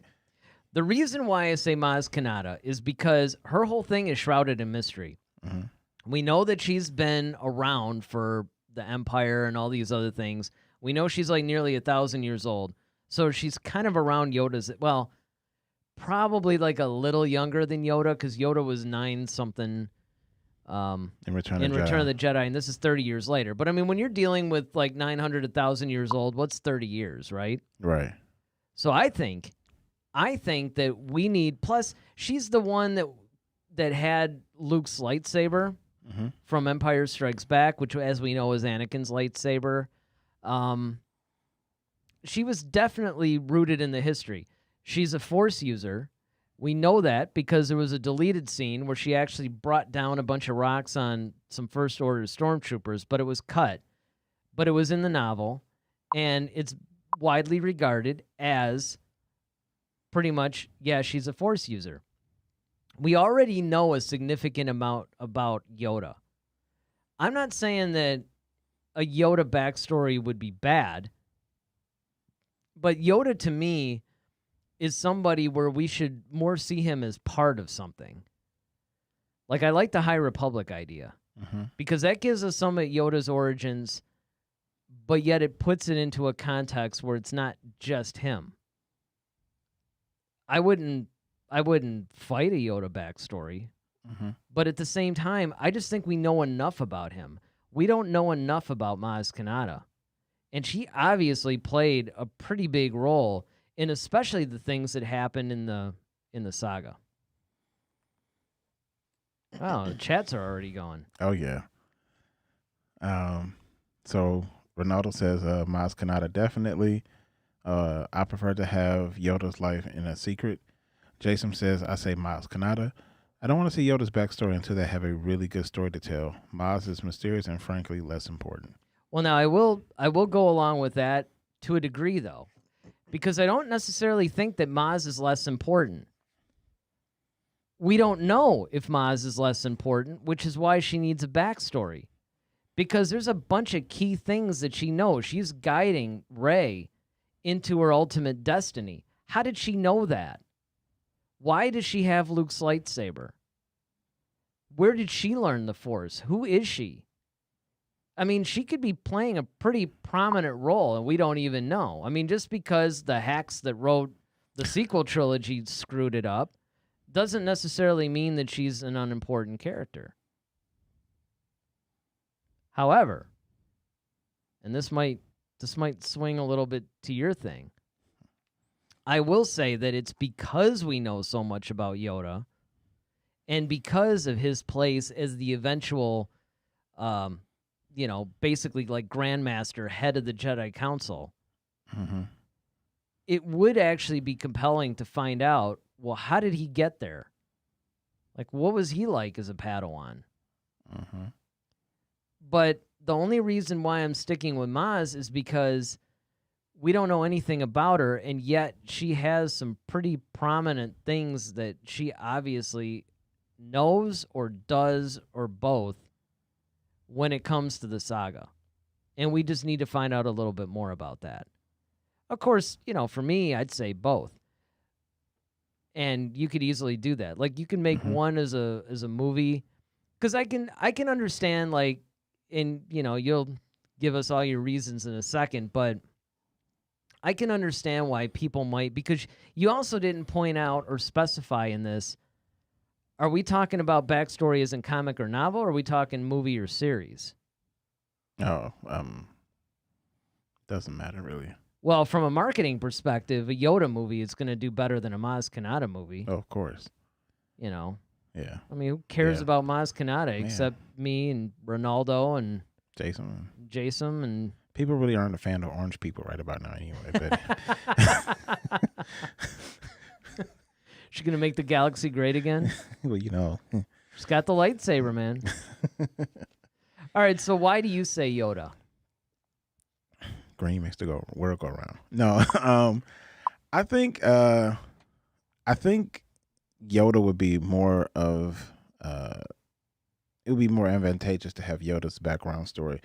Simple because I think, one, you really don't see too many of his species, number one. As we've kind of seen, so far we've only seen Yoda, Yaddle, and then now the child in The Mandalorian. And it seems as though, like, even from almost like birth, of course we know, like, any child of the Force, but it seems like, his species in particular is really strong with the Force. Yeah. And and so that just begs curiosity. It's because, in a way, why wasn't Yoda the chosen one? Or was he ever the chosen one? We've talked about there's different chosen ones, maybe from different eras and decades and whatnot. But we also have to look at things such as, I thought it was really cool that we saw some things where, Yoda's always been Yoda to us. Like, he's always been the wise person who always kind of knew the answers to most things, or was able to fend off whatever, and he was just Mr. All-Powerful. But, he wasn't always like that. And so, like, I would love to see what struggles Yoda had. Especially, I would love to see how he dealt with the loss of Dooku. You know, losing a Padawan and having that failure. How did he cope with that? And maybe we'll get that. Maybe later on. I mean, it wouldn't be in the High Republic, of course, but that's one of those things. It's how did he become? I mean, of course, you can always say time because he's almost ageless in a way, to the point where he can live for eternity almost, and you can see, okay, well, yeah, you can get a lot of information in that time period. Like in 900 years, you can learn a lot of stuff. But what is it about his species? What is it about his journey? And like, how did he shape the foundations of the Jedi Council and the Order? Because I think that's really, because people probably had to like, were always trying to come up against him, challenge him, and it's like, okay, I have this power, I can do it. How do you really get to see his struggles as being that leader? And I think that would be very interesting to see. How did he come to appoint certain people to the Jedi Council? Like, what is the guidelines to that? And I think we're going to get some of that in the High Republic. But yeah, definitely. But I just think that that Yoda is, and he plays a key piece. Like, why did he want Leia over Luke? Like, what did he? What I'm saying? He had to have saw something. Because why would you? They're twins, so why would you? And Luke actually came first, so why wouldn't you go with the firstborn? So there's a lot of different things to Yoda that are a mystery, and I think with him being as powerful as he is, I think that would it's almost no different than Palpatine. Like, we still want to know, like, okay, how did Palpatine become? Well, there you go. I think I'd rather have a Palpatine backstory than either one of these two. Oh, well, yeah. I mean, I definitely would. But even looking at that though, it's like, okay, well, we just always accepted that Palpatine was just Palpatine. He was the Emperor. But like, okay, how did you get there though? Because to get to the top, to be the guy. Well, we found that part of it out. Well, see, the Palpatine origin story really comes from his whole Sith training. And of course, we've had stories about that too. People have written about it. There's even a lot of new canon stuff about it. So there's been a little bit of that, but still to actually see it, I think the ideal medium for a Palpatine backstory, even though we're getting a little bit surprised, we're getting a little bit off of the topic, but I would like to see a Disney Plus series on a Palpatine backstory. Oh yeah, you would definitely need some time to unpack his story. Yeah, I mean, I want to see, Plagueis training him. I want to see how he found him. Mm-hmm. Maybe a little bit of his life before Plagueis found him. Mm-hmm. How did they meet? I'd like to see the training. I mean, I hesitate to call it missions, but you know what I mean? Like, kind of the exploits that they were doing. And then, of course, Plagueis is like a Sith alchemist, so he's trying to create life and manipulate it and doing all kinds of things. And then, of course, Palpatine comes in and he starts to plot against him. And I think you brought this up once, that if they did a Palpatine series, kind of like a Game of Thrones kind of thing, or even a whole Old Republic movie like that, and you can incorporate, well, you can't really, because the Old Republic takes place earlier, but you could do something similar to that. And I think that some of the arguments that you make for Yoda are similar to the ones that you can make for Maz, because we don't really know a whole lot about her species. In fact, I would say we know less, because at least with Yoda's species, you have two other people. Well, see, the thing with Maz, though, and I mean, I get the fact that, like,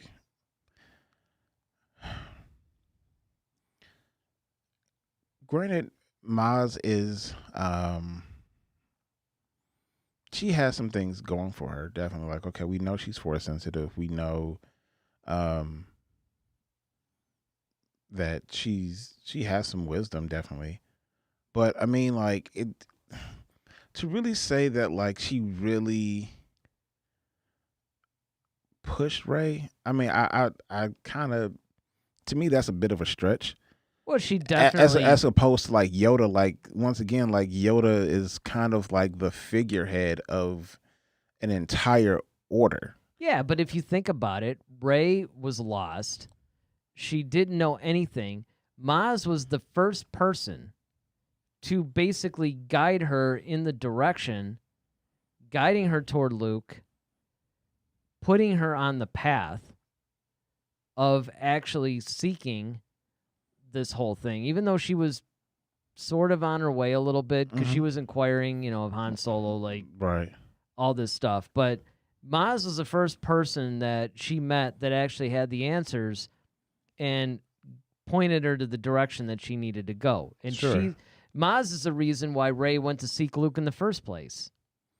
Yeah. Because up until that point, Rey was obsessed with finding out about her past and why she was abandoned and all that other stuff. And Maz was the one that was basically like, no, you need to be concentrating on your future. Forget your past. Right. And then, of course, she started hearing Obi-Wan meddling again. Like, dude, have you not learned? And do you not know she's a Palpatine? It's kind of like this guy is determined to destroy the galaxy somehow. But I mean, we'll let that part go, I guess. But yeah, I mean, like, granted, I get it. Like, she kind of like pushed her on the path and just changed her direction a little bit. Like, don't look at your past, look at what's going ahead of you. Your future is brighter than your past type situation. And yeah, that's true. It was a key component, is all I'm saying. Yeah, but but that's what I'm saying. Like, it's a key component, but I really don't feel like she really offered much to the sequel, though, in the sequel trilogy. Not like we would have hoped she would have. She pointed him out in the Canto Bite thing. I mean, granted, you could have. But here's my point. I mean, go look for this guy with this red. You didn't give a name. You don't know.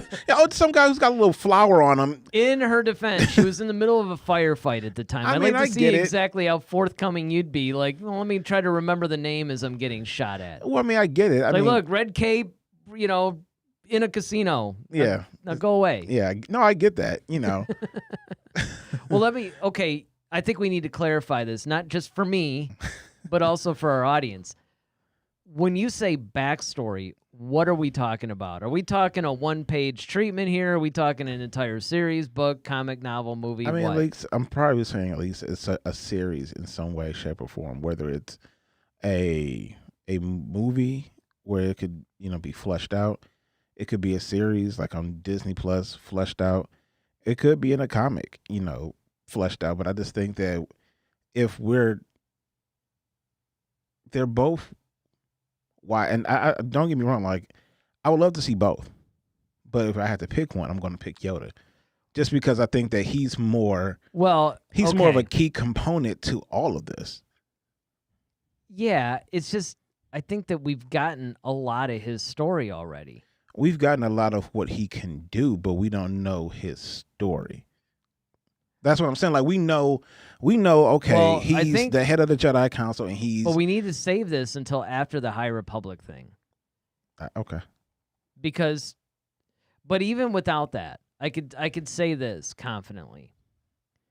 I think a Yoda backstory would make a good movie. I don't think you need a series. Okay, that's fine. I think Palpatine series. I think Yoda movie. Okay. And I think Maz novel or maybe limited comic series. That works. Compromise. See? All right, now the chats went psycho while we were talking about all this. Oh my goodness. All right.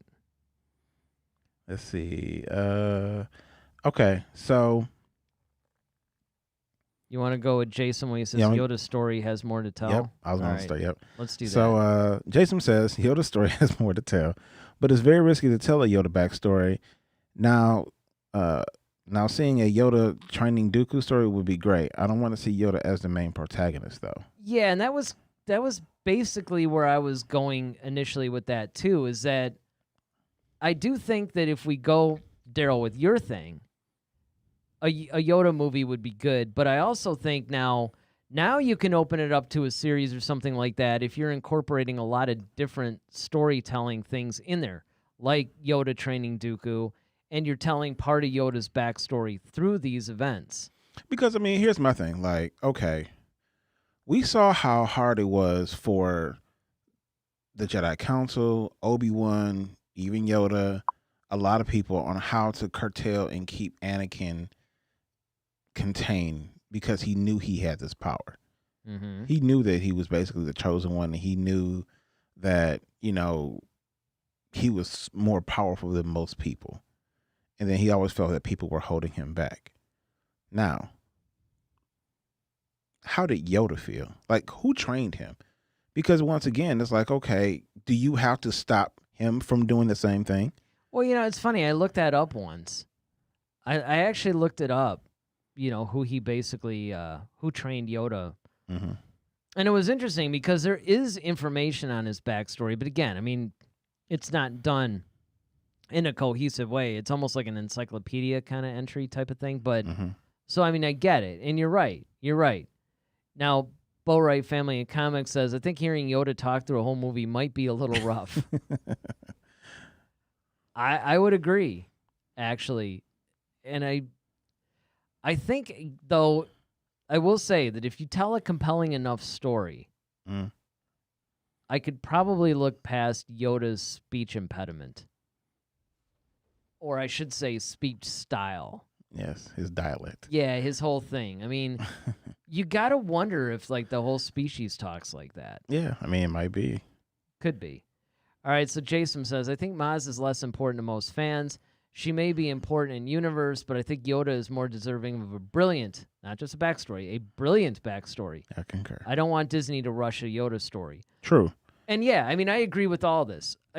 Pretty much, number one, you do have to be very careful. Yeah, with Yoda. If you do anything with Yoda. Which is why I believe they haven't done it yet. Well, I think that's part of the reason. And that's why like this whole Mandalorian thing is I almost accused Disney of having a plan. Hold on a second. I almost said that, wait a minute, Disney's probably planning on... Sorry, guys. My mistake. I think, though, there are more characters that they want to develop. And again, to Jason's point, and this is something I was actually going to bring up earlier, I just forgot to do it, and that is, from a marketing perspective, it's Yoda all the way. Of course. I do think that there is a market, though, for a limited series comic or a book. I mean, if they could write a whole book on Phasma, they can write one on Maz.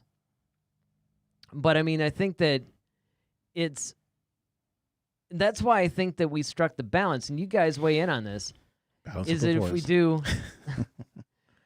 if we do a Yoda movie, a Palpatine series, and then a Maz book or very limited comic. I think that's the case because he's not wrong. I mean, it's not like there's a whole Maz Kanata fan club. I'm sure there's a bunch of people that are into her, but it's not like from a business and marketing perspective, it's not going to carry a film or something. And that's why I wanted more from her. Like she kind of gave us like that glimpse in Force Awakens. And so you kind of saw her almost as the new Yoda kind of like character. And so yeah, then when she had 2 seconds in The Last Jedi, that was it. She's not really in Rise of Skywalker long either. So it's just kind of like, well, it's another wasted opportunity. Yeah, wasted character, just like, even more Phasma. So than Snoke. Phasma, Snoke, Yeah, these guys are basically, proxies for Palpatine and Yoda and all those guys, but they weren't utilized to their full potential. Exactly. And I think that, yeah, it's true. She's very important in universe, and in order to convey that to the fandom, I think that if you even, you could do the same thing that I was talking about with Yoda, but do it with her, make her a part of a bigger story, but actually have more to do, because I don't know about you, but I remember leaving The Force Awakens when she was all like, well, that's a story for another time.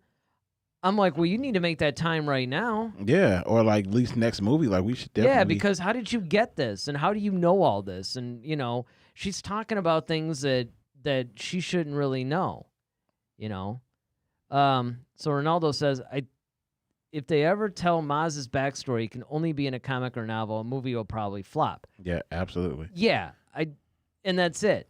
And that's why I'm very specific on the medium, because if you just generically say, okay, which one do we want to give a backstory?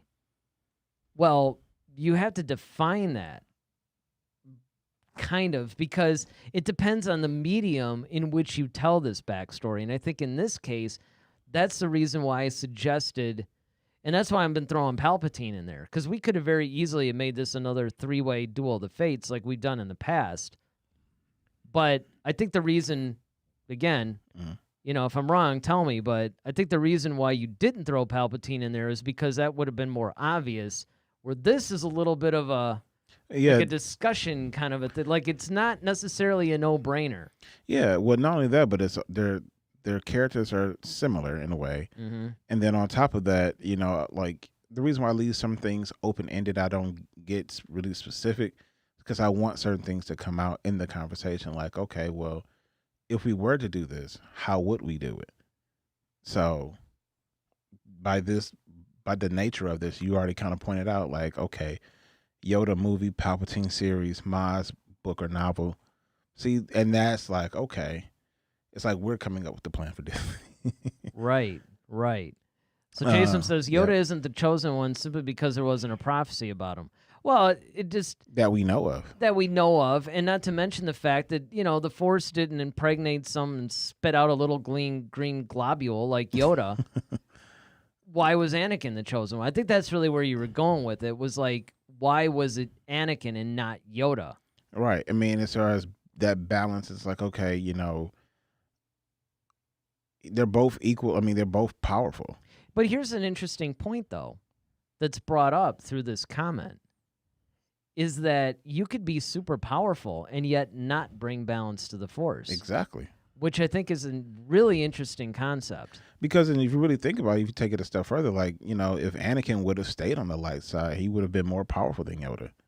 Well, and Palpatine even pretty much said it. I mean, during their duel, he's like, listen, this guy's going to be more powerful than both of us put together pretty soon, so this is kind of a moot point. Mm-hmm. In other words, just depending on what side is he going to be on. Dude, that's the question. You and I are going to be working for this guy like in a couple of years. We're going to be serving him fries pretty much at Dax's or... a diner. Yeah. So, I mean, this is kind of pointless, and that's true. It depends on what side he's going to fall on. If he falls into the dark side, well, he becomes Darth Vader or whatever. But that was one of the things that I really found interesting about George Lucas's commentary, particularly in Return of the Jedi. I think he touched on it in Empire, but I remember in Return of the Jedi, he was talking about, he actually addressed the fact that had Anakin stayed a light side, he would have been way more powerful than anybody, including Luke. Mm-hmm. So it was sort of like, in making the choice that he made and becoming Darth Vader, he actually screwed himself out of a little bit of power. Oh, yeah. Well, also, it probably would have made him probably, you won't have that whole Superman problem. Like, he's a god. Yeah. Because at that point, like, like if even Luke couldn't even touch him, because like you said, I think it's last week, about, okay, the further you get away from the Force or from the origin, so he's like direct descendant of the Force. Like, just basically this. Yeah, you're not going to eclipse this guy in power. Yeah, especially if he, just stays on the light and he continues to grow. He'll be like a god, and it's just kind of like nothing will probably be able to touch him. Well, and that was the problem that they had with Luke, even in the expanded universe novels. It was just like, they had to come up with the Yuuzhan Vong, which I thought it was a total stroke of genius. Now, that's something I wouldn't mind seeing as a Game of Thrones style Disney Plus series. Just, if anybody from Disney is watching this. Boatwright Family in comments says, I agree, Ronaldo.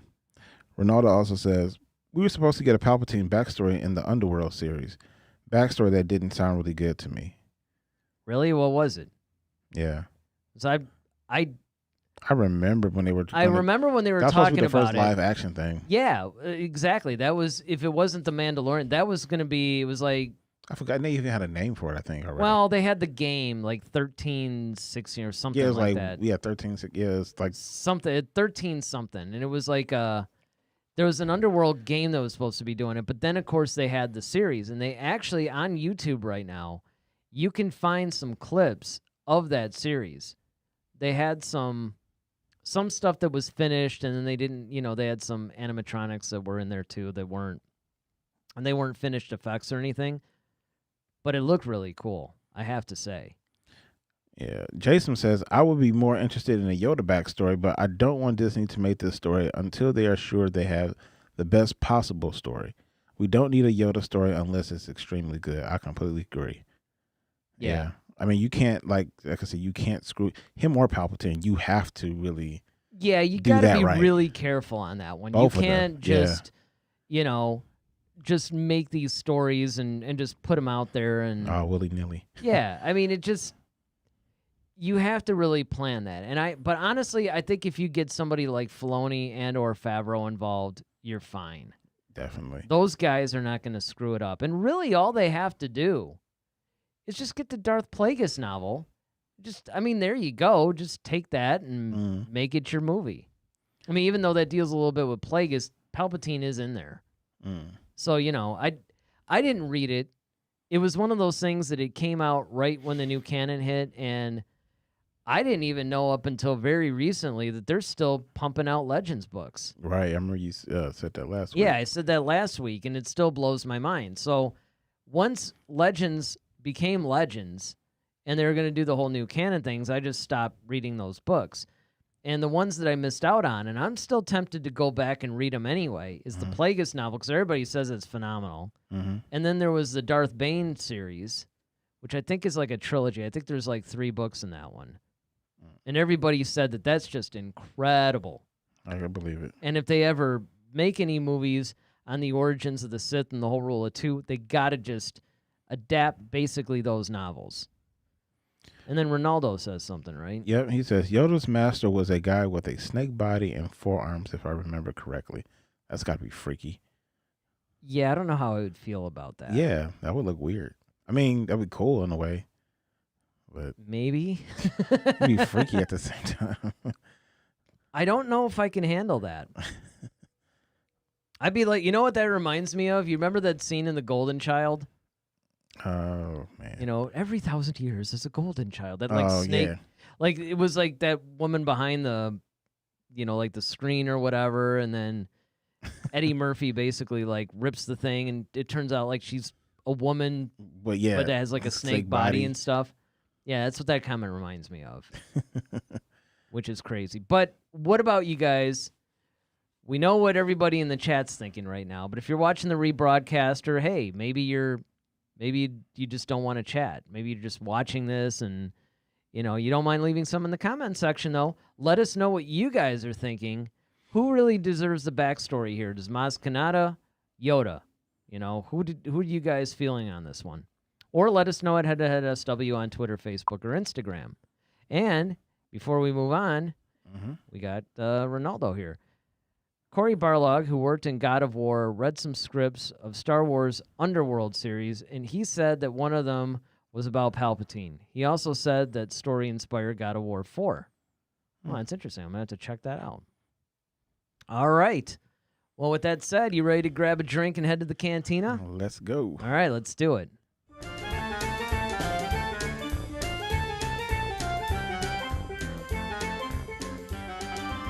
All right, so here we are, drinks in hand. And we've been talking about the High Republic for off and on during this discussion, both when we were talking about the Force and, of course, when we were doing our Duel of the Fates. Now we're actually talking about the opening crawl has been revealed. Yeah, man. So, which is really kind of strange when you really stop and think about it. Because I read this story. Now, this is one of those stories I actually read before you brought it up. And I'm looking at this going, really, dude, the opening crawl? First of all, it's not a crawl. It's in a book. It's a paragraph. It's the opening paragraph. Okay, let's be real. They try to make it look like the crawl, though. I know, but the thing that was bad about this is I'm thinking, wait, is there a movie? Yeah, I know, right? I was especially when you first see the title, you're like, yeah, wait. It was probably perked up like Yoda. It did, completely. Or it was kind of like I saw Padme in her white pants again. That's the theme of the evening, man. I know, I shouldn't say this. My goodness, man. But, yeah, Jason's saying 2 hours in. Yeah, it's sounding like that now, actually. But when I saw it, though, I did get excited.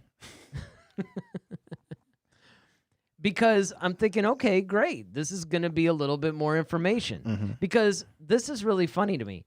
They are actually bringing up all these High Republic stories. They're churning them out like they were the Mandalorian, man. Yeah. I mean, it's insane. It's like every other day there's a High Republic story coming out. And again, well, I mean, and just release the book. I know it's getting closer, man. January is right around the corner.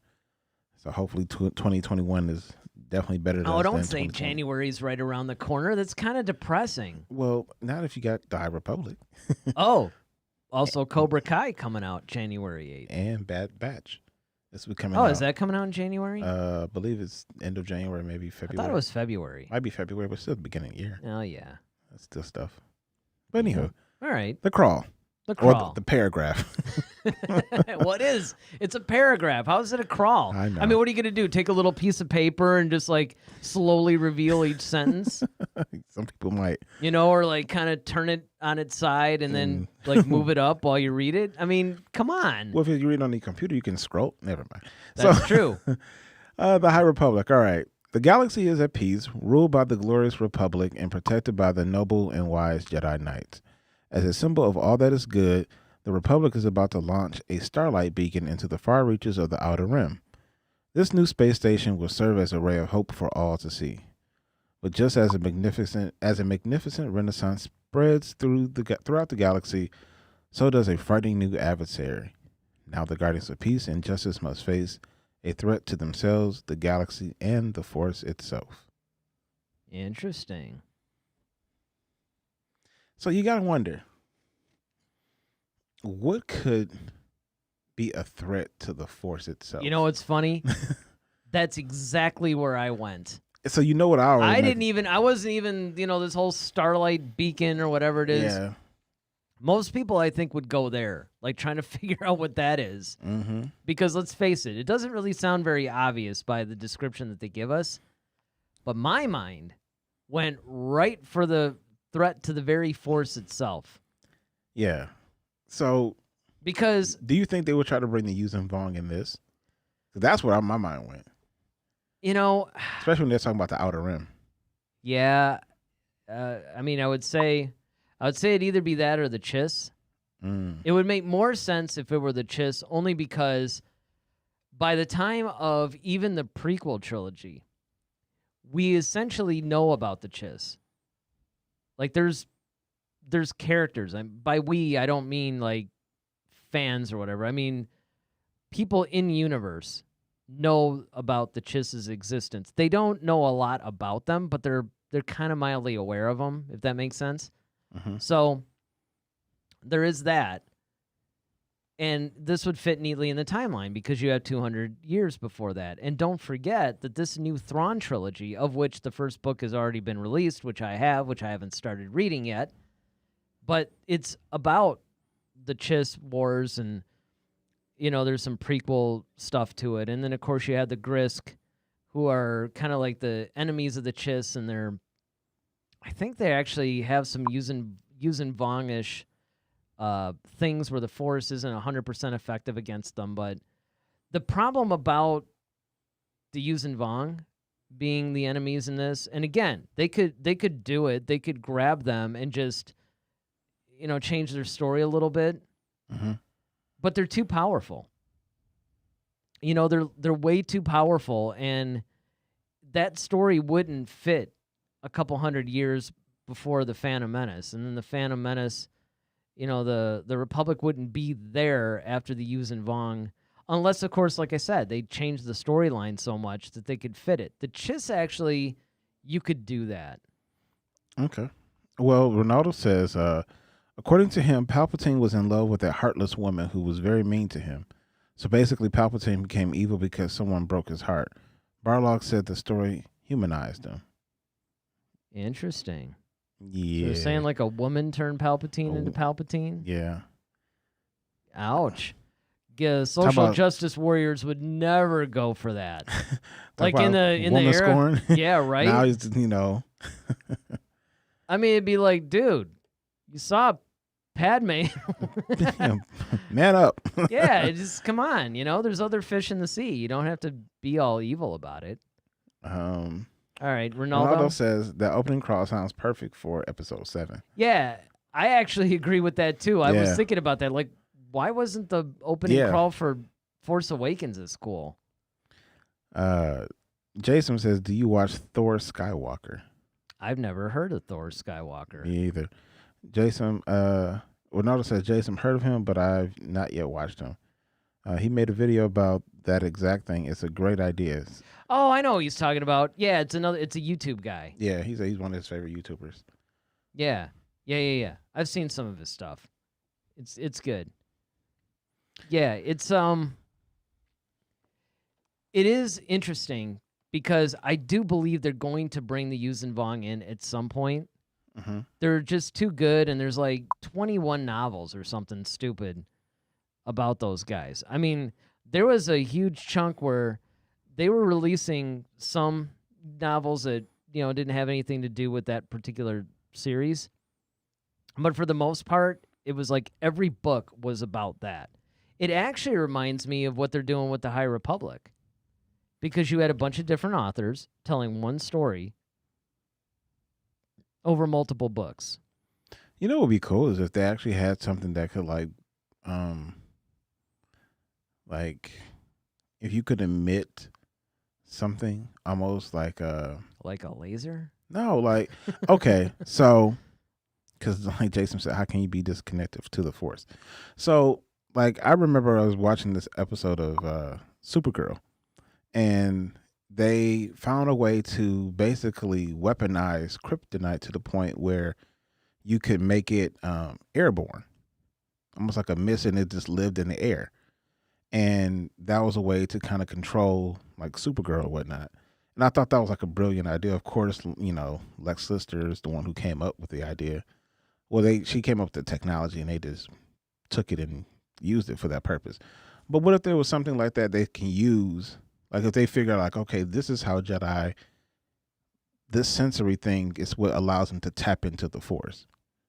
Well, and again, the expanded universe, even going back before the Yuuzhan Vong thing, they basically tapped into that concept. Well, not exactly that concept, but similar, because Thrawn in Heir to the Empire, Dark Force Rising. In particular, I think it was Dark Force Rising. But I think even in Heir to the Empire, you had this, where he had those Isalamari creatures that basically were almost like force bubbles. Fields. Yeah.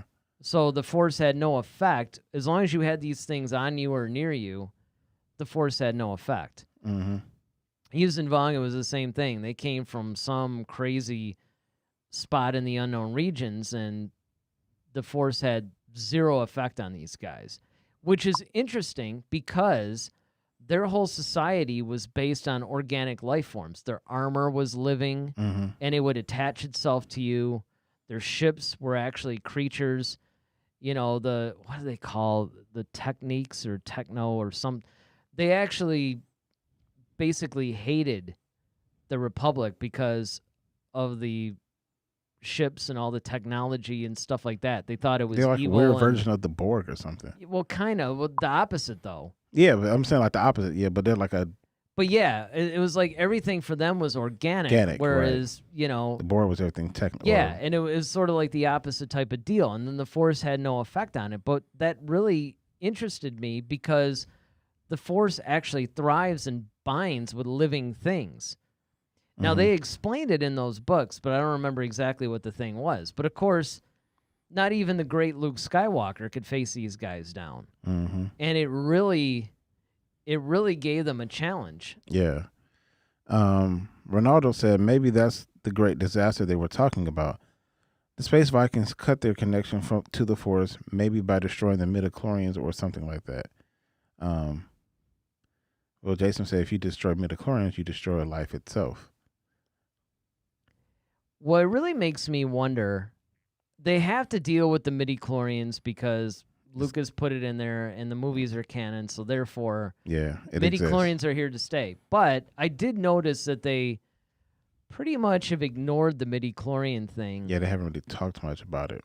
No, in the sequel trilogy and even in the novels, it's like it's a thing that doesn't really Well, that's what I said. Like, if you found something, like if you figured out like through alchemy or something like that, and you kind of figured out like, okay, like yes, you have midichlorians that allows you to, you know, that kind of controls like how powerful you are.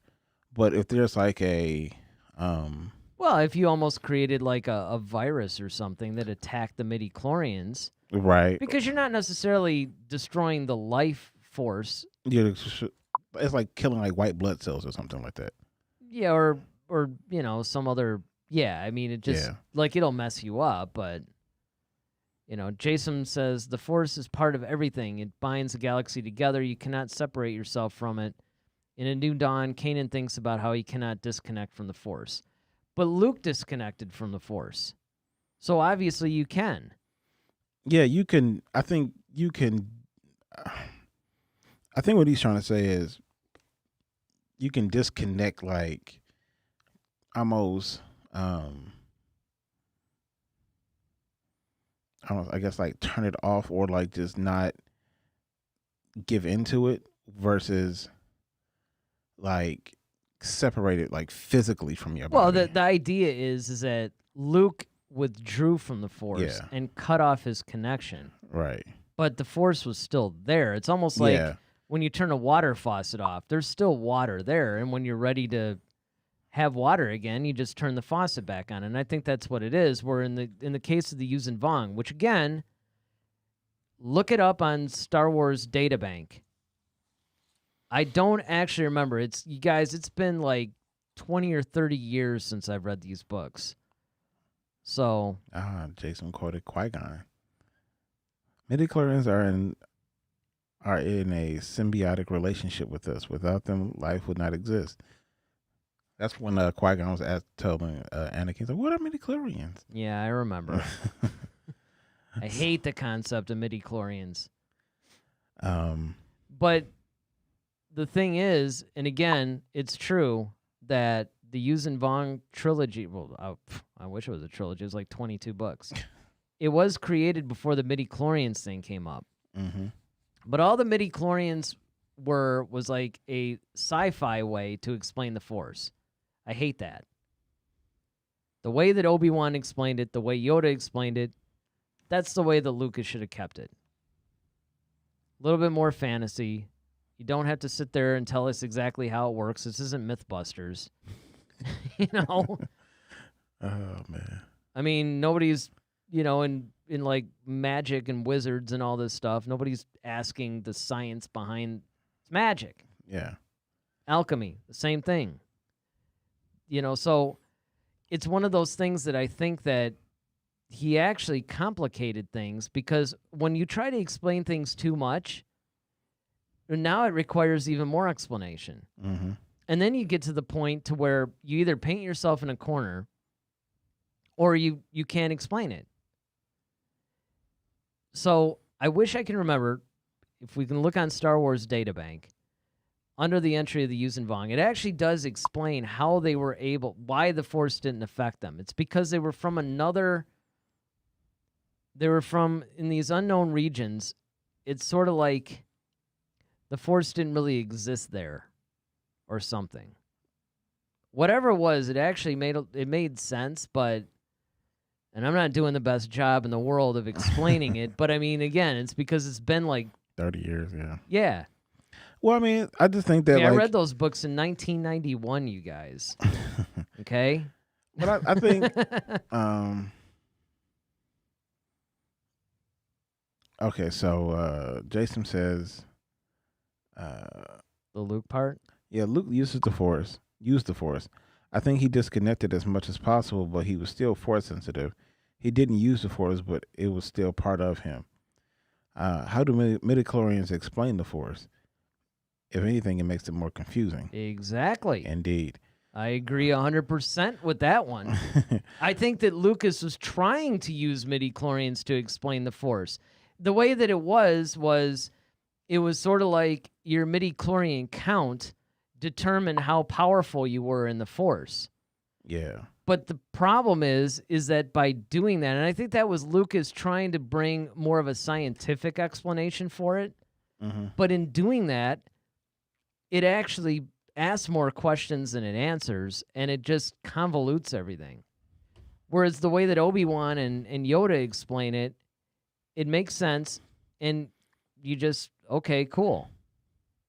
There's this all-powerful living force that, flows through us, and it binds us, and it penetrates us, and that a lot of people are in tune with it, but what the Jedi do is they learn to kind of master it, and they learn to commune with it. They communicate with it in a way that the average person doesn't. Well, I think that's still a good. I mean, I think they both work together, quite honestly, because he's explaining what the Force does. Midichlorians is basically explaining like how the Force is just. Well, the Midichlorians become the receptors in the human body, but see, that's the point, is the fact that, now you got this, like, okay, now there's this. Well, I mean, because everybody, and we all know this, like every test now. Well, I mean, everybody's got the Force. Everybody, like, because it comes from all living things, so the Force flows through everybody. It's just that certain people have an affinity for it, or some people have more of a something in their body allows them to connect to it more than other people. I mean, that's basically what they're saying midichlorians are, because and that's, I get why he did it, because it's almost like, okay, well, how do you know that he's the chosen one? Because it's like, well, what parameters is that based upon? Yeah, I mean, don't get me wrong. I understand why he did it. I just think it was stupid. I mean, I think it kind of just basically says like, okay, this person has this type of potential. It's like potential energy. It's like, now, if he's trained, he could use it for the good, or he could use it for it's kind of like evil. an IQ thing. You got an IQ of whatever number. Yeah. Which, of course, we know now is a bunch of crap anyway. I mean, it's like they don't even really try to measure people on it, because it's a system that they found doesn't really work. And it's like, again, if you're telling sci-fi fantasy, you don't have to. It's almost like on the same thing as magic, right? You don't have to explain it like that. You don't need the old textbook thing. Yeah, you're right. You know what I mean? I It's agree like with that. It's like the whole like, oh, how do we know he's a chosen one? Because he could fit all these other, things. He doesn't have to have a blood test to see if he's a chosen one. Well, I mean, I'm just saying. I'm just saying is that I don't think it really. I know what you're saying, because you're right. From a storytelling device, it's kind of like, okay, how do we convey this to the audience? Well, not only that, but I mean, I don't think it really ruins it, though. I don't think it, in the sense of like, okay, you have a high midichlorian count, meaning that, okay, you have a stronger, or you have the ability to tap into the Force more so than, this Padawan over here. Like, okay, like it's almost like genetics. Like, okay, like, all right, Arnold Schwarzenegger but again, genetically, it's bringing like, it more into the sci-fi realm. I get it, but what I'm saying is, it's like I still think that Obi-Wan's thing of it, his whole explanation of it, it still holds true, even with the midichlorian thing. Oh, absolutely. But the thing is that it's just adding an extra layer of explanation that you really don't need. And the problem is, it could trap you later. I'm not going to be able to do a good job right now because, again, rushing and stuff like that. But you go and you watch a lot of stuff, because I remember I first didn't like it when I first saw The Phantom Menace, and then I saw a bunch of other people's comments. And I'll be honest, a lot of people are way more eloquent than I am about why this is so dumb, because I remember at first I was kind of the same way. I'm like, well, I don't like it, but I don't hate it. Yeah, I mean, no, I agree with you totally. Like, is it necessary? No. I mean, is it necessary? No, it's not necessary. We didn't need it. And it can paint you in a corner, which is, and then you get people arguing over everybody's, well, what's the midichlorian count of, like, Plo Koon? And what's the midichlorian count of Palpatine? And it's like... It's not as much as Yoda or Anakin. Let's move on. Yeah, right. I mean, that's just obviously because they're not there. So, I mean, I just think that, I just think it just kind of just shows. I think they were just trying to just illustrate the fact that, like, okay, this guy could be more powerful than Yoda. And I think that was the whole point of it all. They could just say that. But it's just like, I guess, it's like, well, You can just say it, and that just has to Look, be we law. don't know what Palpatine's midichlorian count is, but we know how powerful he is. We don't know Yoda's other than the fact that Anakin's is obviously higher. You know what I'm saying? It's like we don't know. We don't have all these different. Nobody's done a blood test on any of these guys before. Right. But yet we know in context how powerful they are. Sure, you're going to get the super geeks that are going to go out and try to make little charts based on, well, you know, this Sith Lord that like nobody's ever heard of except these guys, and they're going to pit him up against Vader or Palpatine. You know, that's cool. I mean, I get it. If you're that level of a fan, I mean, I realize I might be taking down some of, you know. Some guys at home's like, hey. Yeah, exactly. Like, unsubscribing to this show. But I mean, it's one of those things that I think that you have to, and I know the chats have gone crazy in the time that we've been talking about this. I'm trying to, I got to scroll back up. But I'm just saying that it's like, and it's one of those things, again, I'm kind of like you in the sense of, I don't really like it, but at the same time, I'm not, in spite of the way I sound tonight, I'm not like super, like I'm not going to go out and start protesting against it. You know what I mean? It's like I'm not going to hate Star Wars or say that George Lucas ruined my childhood because he introduced midichlorians. Now, he was going to take it a step further, by the way, and he was going to create these little nano beings that lived inside of everybody, and we're doing all kinds of weird force things. I want you guys to know that if you don't know that already. That was his idea for 7, 8, and 9. So he definitely had a plan here that was stupid, in my opinion. Jason says, let's see. Here we go. I would start with are the clones not dangerous comment. Yeah, the clones not dangerous to the Jedi. You can overwhelm a Jedi with numbers or technology. Oh yeah, absolutely. Order 66, for instance. Yeah, for example. Star Wars midichlorians don't indicate power; they indicate your connection to the will of the Force. That's what Qui-Gon literally says. People just assumed it was a power measurement, right? Jason. Yeah, well, said, and I think that was implied though when, you know, he was talking about that his midichlorians were off the. And again, if your connection to the will of the Force is stronger, then that's going to positively affect the power. Mm-hmm. You can't have one without the other. You can't say that, oh, well, my connection's stronger, but I'm not necessarily more powerful. Now, you can in the sense of training-wise. Mm-hmm. Like maybe you have the power, but you didn't develop it. Sure. But if your connection is stronger, you're going to have more power. Mm-hmm. Okay. Continue, please. Thank you. Ronaldo says, in the book Secrets of the Jedi, Luke talks about the midichlorians and said that they were just a method the Jedi used to explain the Force in a scientific way. He also says, Luke said, personally, I've never been one to worry about how exactly the Force whispers to me. All that matters is to me that it still does. Well said, Luke. Good man. Well, he didn't exactly feel that way in The Last Jedi, but that's all right. Yeah, depends on when you get to him. Mm-hmm. Ronaldo says also, basically midichlorians are still canon, but we're not going to mention them. Jason, that ship has sailed. Jason says, I don't care about midichlorians, but I don't mind them. Yeah, I mean, they were one of those things, and that's long. Overall, that's basically my default setting, if you will. That's generally where I sit with them. Because if somebody mentions them, even in movie, all right, whatever, they're there.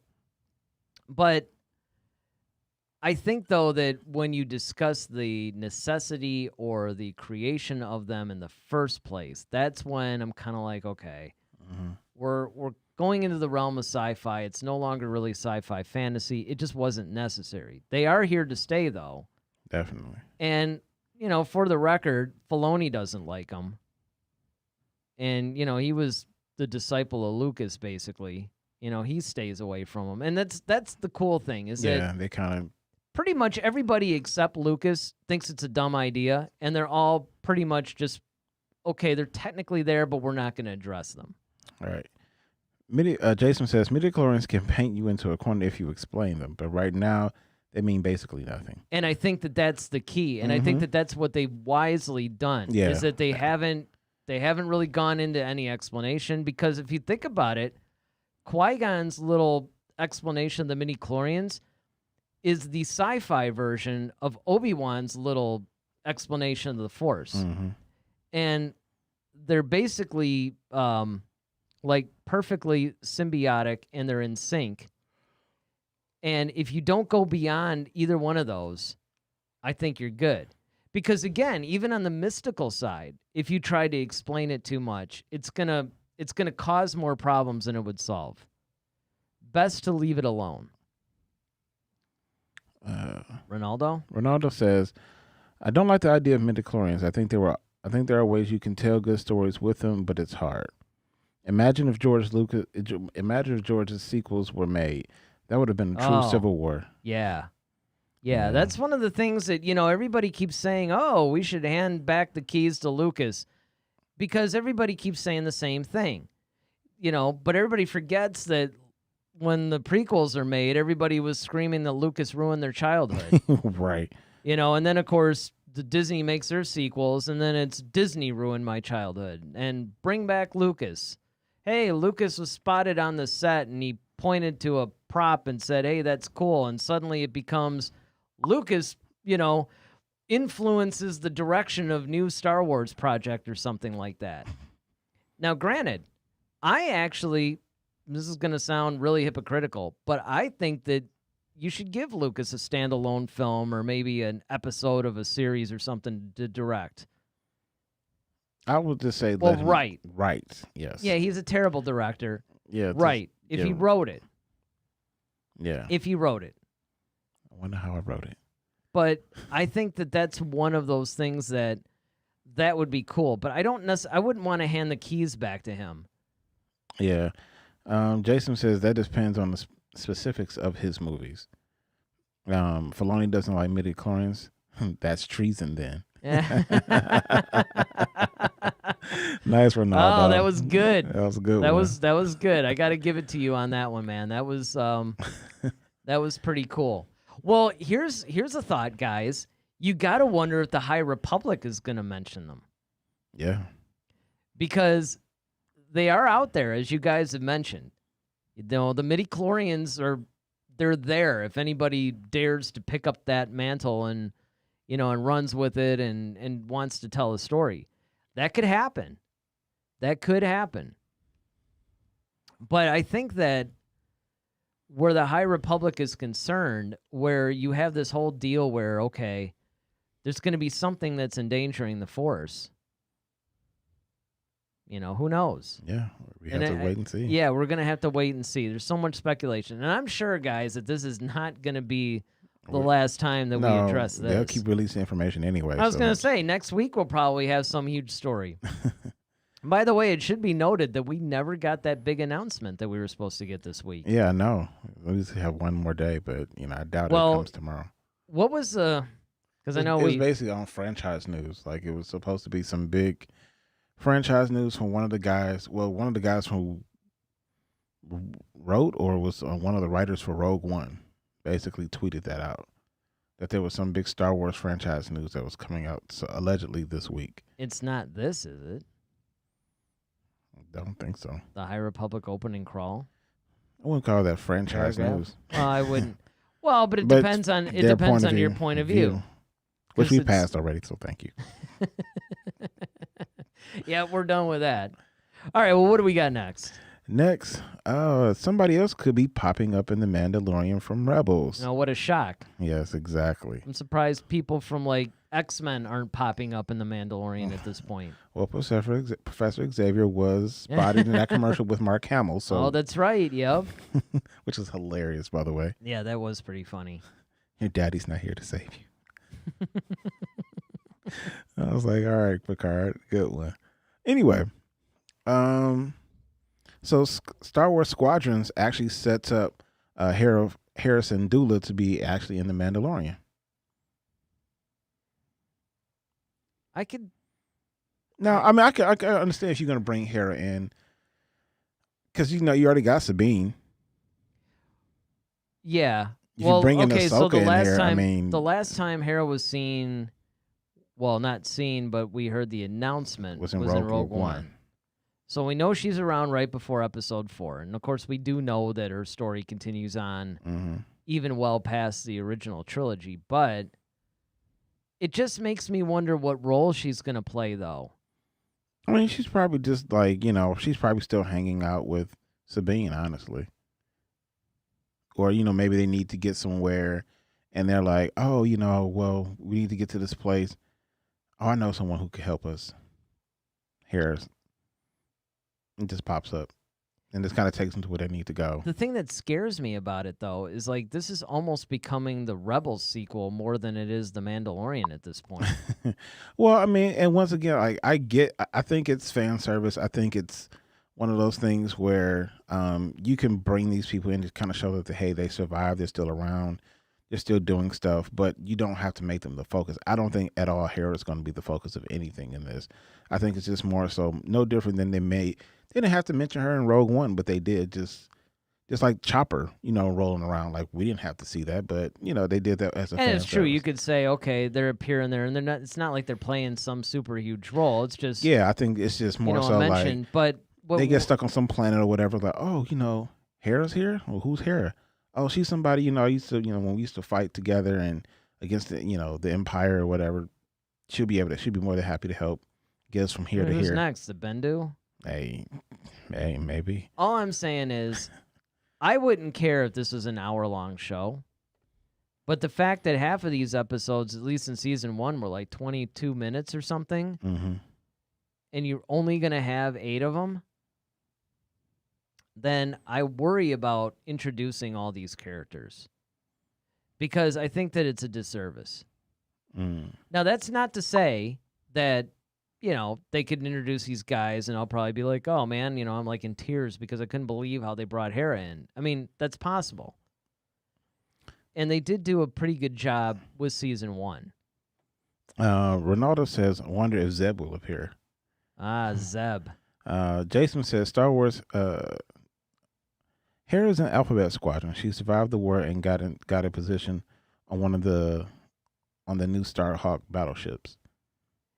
Yeah, and we're aware of a lot of that stuff. But the thing that I'm worried about, it's not so much that she survived. Yeah, that she survived, that she's in this. I mean, we get that. It's just why is she in Mandalorian? Yeah. Like, what is her purpose? How much of this is driven by story and how much of this is driven by fan service? I think that that's the big question on our minds that we need to legitimately ask ourselves. Look, we love Star Wars.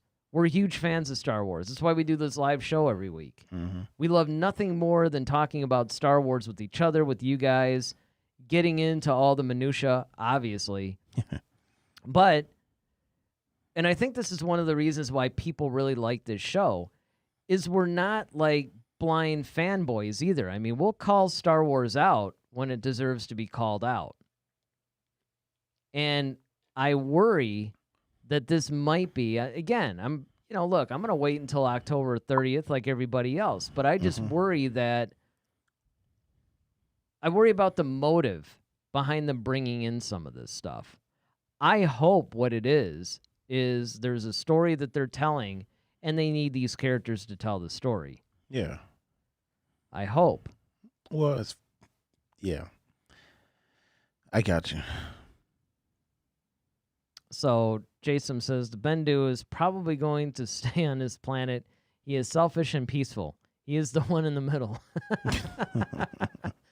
Yeah, that's true, actually. Because he didn't really, I mean, Bendu the he basically guided Canon, but it's not like he did much to help out. Yeah, well, he's like, look, I'll tell you what you need to know. But yeah, exactly. But here I shall stay. Ronaldo says, did you see which episode will be directed by Dave Filoni? It's kind of like a spoiler. No. Enlighten us. Oh, actually, yeah, they did release. I know they did actually release like the titles, right? No, it's like all the episodes who wrote them, I think. Who wrote or directed them. And most of them were Favreau. Yeah, but why was the Filoni one a spoiler, though? That I don't know. Well, see, Ronaldo, you gotta Yeah. Don't tease us, buddy. Put it out there like it's kind of like a spoil us. Spoiler alert Yeah, I guess for we- whenever he dang. chats in. But yeah, I think that it's a dangerous thing in some ways, in some respects, to load it. I just don't want it to be the Batman problem all over again. Right. Because you have to explain some of these people. Now, again, and it sounds like I'm bouncing all over the place sometimes, but it really is deliberate. Because on one hand, they keep saying that they're marketing to the average or the casual fan, right? Mm-hmm. But at the same time, they'll bring in all these characters and then they don't explain them. Which I'm saying, yes, that's what you can do. You don't have to explain everybody. Yeah. It's great. Because the casual fan is not watching Rebels. The casual fan's probably not watching Clone Wars. I talked to a lot of people that love the movies Mm-hmm. and everything else. They didn't even know there were animated series. Yeah. You know? I mean, I think, like I said, and Hera's one of those characters where, like, we would know, like, oh, cool, Hera. Right. But, you know, everybody's like, okay, but unless, and like I said, she's not going to have a pivotal role in this thing. Mm-mm. She's probably just going to be like, okay, we get you to point A to point B, and off I go. Now, again, and this is where it kind of sounds like I'm playing tennis with myself here, going back and forth, because on one hand, I say, hey, let's not do the fan service thing, whatever. On the other hand, I do think that you've created all these wonderful characters. Let's use them. Well, Why can't they be cross-platform, so to speak? Well, I think that the thing is, it's not so much fan. I mean, fan service is okay. It's just as long as it makes sense and it doesn't feel shoehorned in. Yeah, exactly. I mean, that's a good point, actually. Fan service is not a bad thing. Because, I mean, that's what keeps the fan. I mean, that's what fans are coming to see this stuff because they're fans of this stuff and they want to see this thing. Right. But it's like, okay, you know, you don't have to do a callback to this, a callback to that, oh, yeah, it's like, okay, yeah, we get it. Like, there's some things we don't need to see, and especially if it's something that we've already seen before, in the sense of, like, okay, Luke Skywalker lifting the X-Wing out of the water. I mean, yeah, it was cool that he could finally do it, because last we saw, he couldn't do it. He could barely lift rocks. But, you know, okay, we know he's a grandmaster. That's probably nothing for him. We know you can do it. Like, exactly. you just force projected yourself across the galaxy. Yeah. I'm sure the X-Wing is, you know what I mean? Like, we didn't need that. Yeah, he's... You know what I'm saying? Like, right. We know you're powerful. Like, Yoda never pushed himself across the galaxy into a whole spirit, you know. Except for that one episode in Clone Wars when he talked to Ezra. Yeah, but he was already dead. No. He talked to Ezra? Yeah. Yeah, that was in Rebels. Remember that Rebels takes place before Episode 4. No, that was a what's my jig? That was was it like a hologram or something? I don't think that was a Force ghost though. Not a Force ghost, a Force projection. Or yeah, but I think that was kind of like a Luke thing. Hmm. Yeah, you'll have to check it out. Well, wait, Jason comes first. Filoni's episode will probably be the one where Ahsoka shows up. Well, yeah, I don't doubt that. Oh yeah, that's his baby. I think that was what Ronaldo is referring to as a spoiler. Could be. Yeah, I absolutely agree. Ahsoka is Filoni's. He's so protective of the Ahsoka character that you know that her being in this is a Filoni thing. Mm-hmm. So, yeah. Ronaldo then says, Filoni will direct episode 5, and I'm sure he won't let anyone else direct the episode in which Ahsoka appears. Absolutely true. I think we know when we will see her. Okay, so the idea, I think, is if that's the only episode that Filoni is directing, then absolutely that's when Ahsoka pops up. So episode 5 it is. Yeah. So then Jason says, if fan service makes sense in the story, it is good. Makes the story feel more connected. Avoiding fan service is bad. Chasing fan service is bad. Do what makes sense. And that's basically what it is. I mean, fan service, again, is not a bad thing, but I think the reason why people have somewhat of a negative connotation is usually when people refer to fan service, it's when they're shoehorning something in. Because if you think about it, otherwise it's just making a good story decision. Mm-hmm. Like, here's an example of a neutral fan service. I think it was actually episode 5 of season 1 when they went to Tatooine. And it was Mando was helping that bounty hunter, that kid bounty hunter, and that's when they killed the main one, and it could have been Boba Fett that showed up. Mm-hmm. So that took place on Tatooine.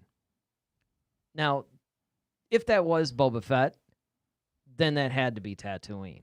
Mm-hmm. If that wasn't Boba Fett, you could have had that same story on any planet. All right.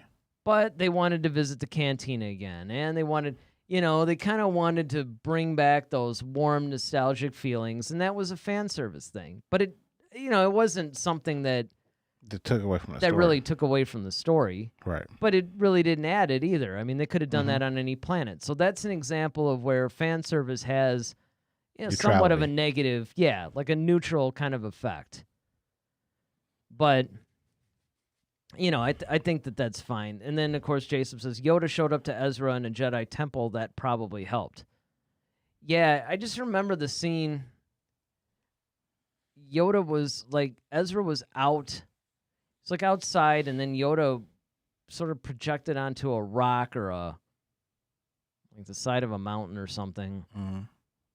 It was one of the later episodes. Yeah, Ezra was trying to figure out how to open the temple or something like that. No, that's not the one I was talking about. It was Ezra was kind of going back and forth on some things, and he kind of pulled that out. And I think that was really a precursor to show that Qui-Gon was showing him how to do some things. To further explain the Force Ghost thing. Because remember, Filoni by this time was, he's obviously the one that wrote Rebels.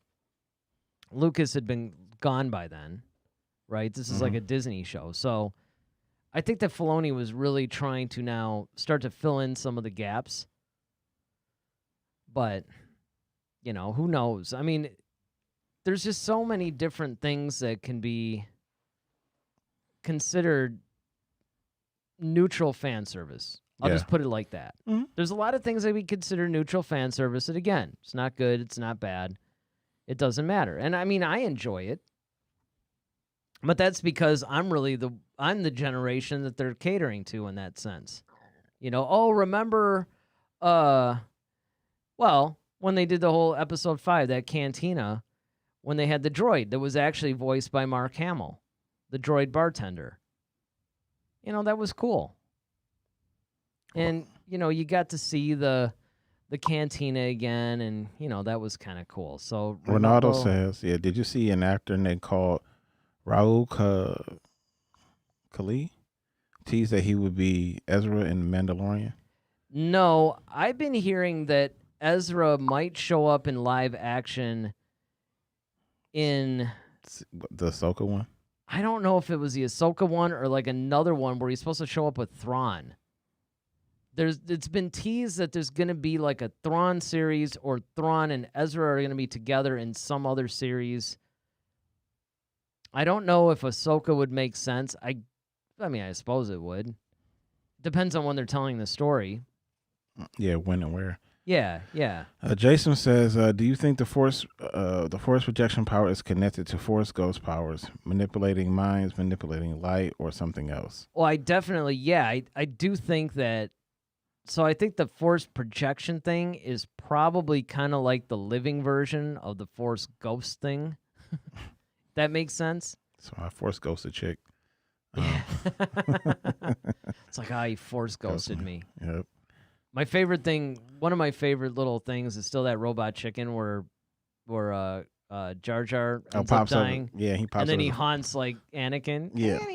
And just starts going crazy, and it's, oh man, that's so funny. Yeah, he really won't go away now because he's a Force Ghost. Yeah, he's a Force Ghost now. He's just gonna haunt Vader for the rest of his life.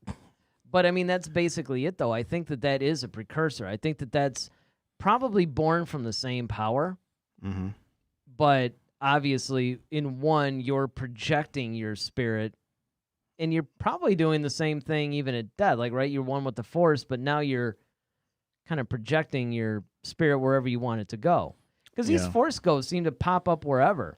Well, I think that's the thing too. I think it's more work on you while you're living versus when you're the Force, you're everywhere. So you don't have. Yeah, you're not really bound by space and time at that point. So you can just, you know, because I'd just be like, hey, man, we're going to have to lay some ground rules about this whole, like. I shower between these hours. Exactly. You know, I don't want you popping up. Right. Unless you're Padme in the white pants. Unless you're Padme in the white pants. You got that white tight robe or whatever that you want to, you know, kind of sport. Now, I mean, you know, if Leia wants to pop up as a Force ghost, or that's what you call fan service. Or, or what's oh man, like Twi'leks are always super hot. Have you noticed that? Yes. Like every time, man, they're so shapely. Well, especially the ones in remember the ones that were hanging around Sebulba? Oh, well, yeah. With, you know, even like there's this one where like Boba Fett had a bunch of them. Like, oh, dude, yes.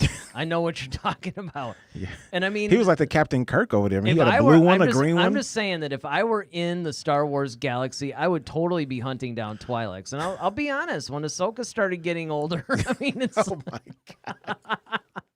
I mean, it's kind of, it sounds a little twisted. All right. Well, if you have any other questions. I know how it sounds. I understand. And I also know she's an animated character, but I will point out. Jason, come get him. I've always had a thing for Rosario Dawson. And so now for her actually playing Ahsoka, it kind of, you know, it makes sense. I'm just saying. Oh. Star Wars Celebration is going to take on a whole. Oh yeah, Jason, come get your boy. every once in a while, you know, you just I know you run into a thing. But I'm just saying, I mean, it's if you've noticed, they're just always like usually really shapely and, you know, kind of hot. And I'm just saying, I could let the little, what do they call those things? The I'm like the tentacles that they have. Yeah, they got it's like begins with an L, like Louvre something. But whatever, I could overlook that. Jason says the dark side I sent to you. We have fun, man. Yeah, you know what? That's what it's all about. Well, speaking of of hot, are we moving on? Yes. I mean, you're already there apparently. So let's just go into our. I think I know which one it is too, but favorite Leia moment. Oh, so Jason answers your question before you go there. The head tails are called Leku. Yes, exactly. See, I knew it began with an L, like, because I always would run across that. Believe it or not, I learned that when I was reading a bunch of the novels. Because to my knowledge, they never mention it in the films. No, but they're kind of like sensory things too. Yeah, they're also pleasure spots. Yeah, I know you would know that. I know. I mean, they're kind of like the Ferengi, like their lobes with the little ear things. Yeah, but like the Ferengi. Yeah. Yeah. So Ronaldo says I would go to the Twilight healing baths. That grief card. Yes. There you go. See, Ronaldo's with you. He liked the white pants. He liked the healing. See, you're Ronaldo, man. I forgot about the Twilight healing baths, and I remember getting quite excited about, like, going, wow, I could just only imagine what those are like. But yeah, those are relaxing. Yes. So favorite Leia moment. Sure, I could say the bikini thing, the gold bikini.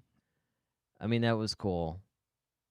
You know, even as and I was like 12 years old when, you know, I first saw that. And I was not expecting that. Yeah. Go back to when you first saw Oh, yeah, that's what I feel like. Because you actually did watch them in order, right? Like you saw 4, then 5, then 6. Okay.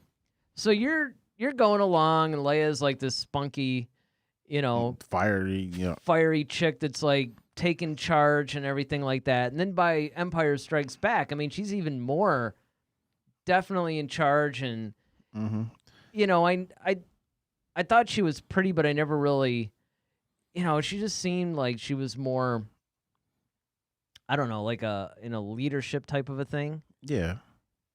And then Return of the Jedi comes. Yeah, she looks like, I Dream of Jeannie all of a Yeah, sudden. and then it's kind of like she's in this gold bikini thing, and you're like, dude. Well, yeah, and what's funny... I never really... I mean, you could kind of...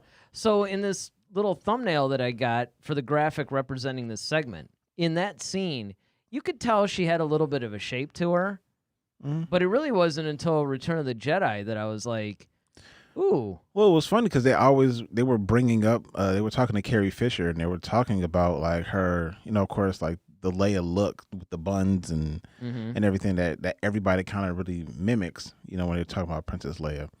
But she was also making mention about like, well, there's no bras in the galaxy, so they had to like tape her chest like with tape or something like that. Yeah, I remember reading that. And so then it's like, so when you get to fast forward to Return of the Jedi, it's like, well, if that's the case, then where'd this bikini come from then? It's like they made some advancements, I guess, within the last couple of years. It's called they don't want to make an R-rated Star Wars movie where she's like topless or something. I know, right? But so I just thought that was like interesting. But and the other time she looked really amazing too was when she popped out from the Ewok village, and she, her hair was all like down and really long, and she was wearing that gown. Yeah, I'm like, all right, man, that was pretty cool. That's a good look. So your favorite actual Leia moment? My actual Leia moment, though. Wow, so many. Like when she was wearing that. No, I'm just kidding. I don't know. There's like a couple of them. Star Wars After Dark. I don't know. Let's see what Jason says. Throw it on our viewers if all else fails, right? Jason says, I think Leia rescuing herself in episode 4 is a great intro.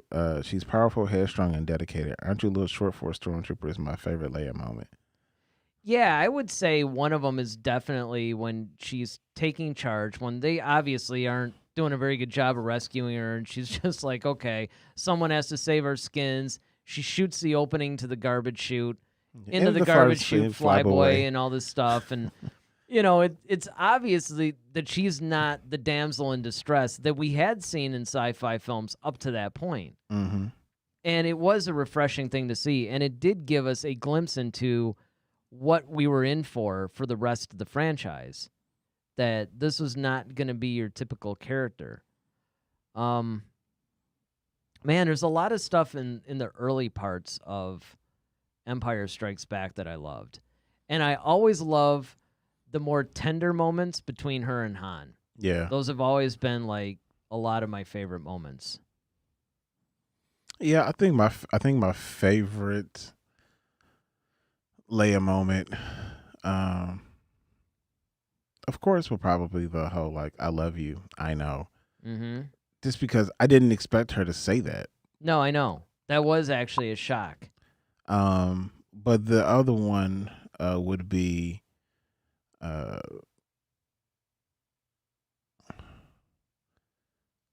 really liked when she said, would someone get this big walking carpet out of my way? Yeah, that was hilarious. I mean, that's another one that you just like, and wow, it's like, dude, Wookiee's like 7 feet tall. Yeah, and you just don't care. Thinking. But we're all thinking that. Like, this thing could swat you and you're just out of it. Honestly, I love the whole end of when the Death Star blew up, and Han's like, well, I'm sure he wasn't that thing when he blew. He's like, when he comes back, I won't get in the way. And she's just like, it's not like that at all. He's my brother. I don't know. I'd be like, hey, listen, you're saying that, but there was that little kiss though in Empire. So, well, yeah, but I mean, like when she delivered that and that whole bridge scene with Luke. I was just about to say, actually, the bridge scene with Luke, but the bridge scene with Han as well. I thought that was really cool and poignant because that was another, once again, it's the tender moments between them. The bridge scene with Han? Yeah, when it's like, oh, you could tell Luke, that's who you could tell. Oh, yeah, that part, yeah. And she's just like, Then she goes, like, hold me. Yeah. And all this stuff. And yeah, I mean, that whole thing I thought was really cool. Yeah. And again, if there's any SJWs watching, they're probably going to notice they're all the most feminine type of things. But again, I mean, we do love when Leia takes charge, and she was the original one. And I think a lot of the characters that came after her in Star Wars were modeled after her, and I think that's a thing. So Ronaldo, my favorite moment is actually the whole sequence when Luke, Han, and Chewie were escaping the Death Star in Episode 4. When Luke rescued her, she just seemed like a normal princess. But when they were escaping, she proved to be a powerful leader. She even seemed more brave than Luke and Han in some occasions. By the way, that bikini, I will always be grateful to Jabba.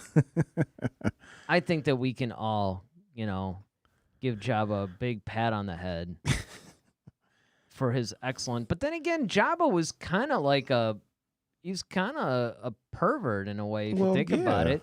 Because look at he would always chain these chicks up and have them dance around. And yep. It's kind of lick on them and all kind of crazy stuff. And you're, of course, my 12-year-old mind is no different than my mind now. I'm like, I wonder how that all works.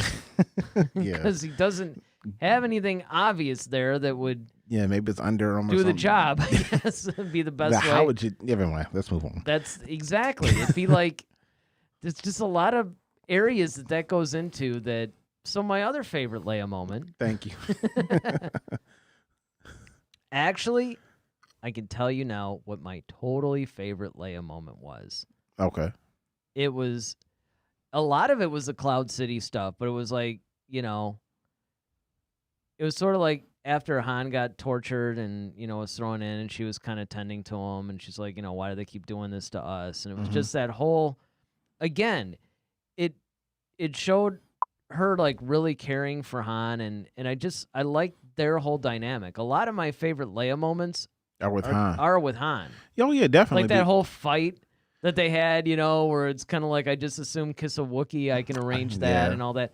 Like it's that dynamic between her and Han that I thought was just really good. I mean, almost magical, actually. Yeah, I mean, like you could definitely. I mean, their on-screen chemistry was perfect. I mean, you could kind of just. It's kind of like that typical like the bad boy in school likes the smart girl, but then like the smart girl is trying to ignore the bad boy in school, but she ends up falling for him anyway. And, it's just like, well, how did that happen? And it's just the way they go about doing it. Yeah, because even the line where, she was saying something and she was kind of like, well, how else do you explain the ease of our escape? And he was all like, easy. Call that easy. And she's just kind of like, look, they let us go. I mean, it was just, that whole conversation was phenomenal. But the fact that he would keep calling her sister. Oh, yeah. Look, your worshipness. I don't have time for this. Like, just their whole dynamic with each other was hilarious. Yeah, and, it's kind of like, well, you wanted to be around when I made a mistake. This might be it. It's just like I changed my mind or something. Yeah. So, Jason, I love that scene when you say Leia Polis Massa. That had a lot of character development to her. I'm trying to remember. Is that the ship? No. No, I think that was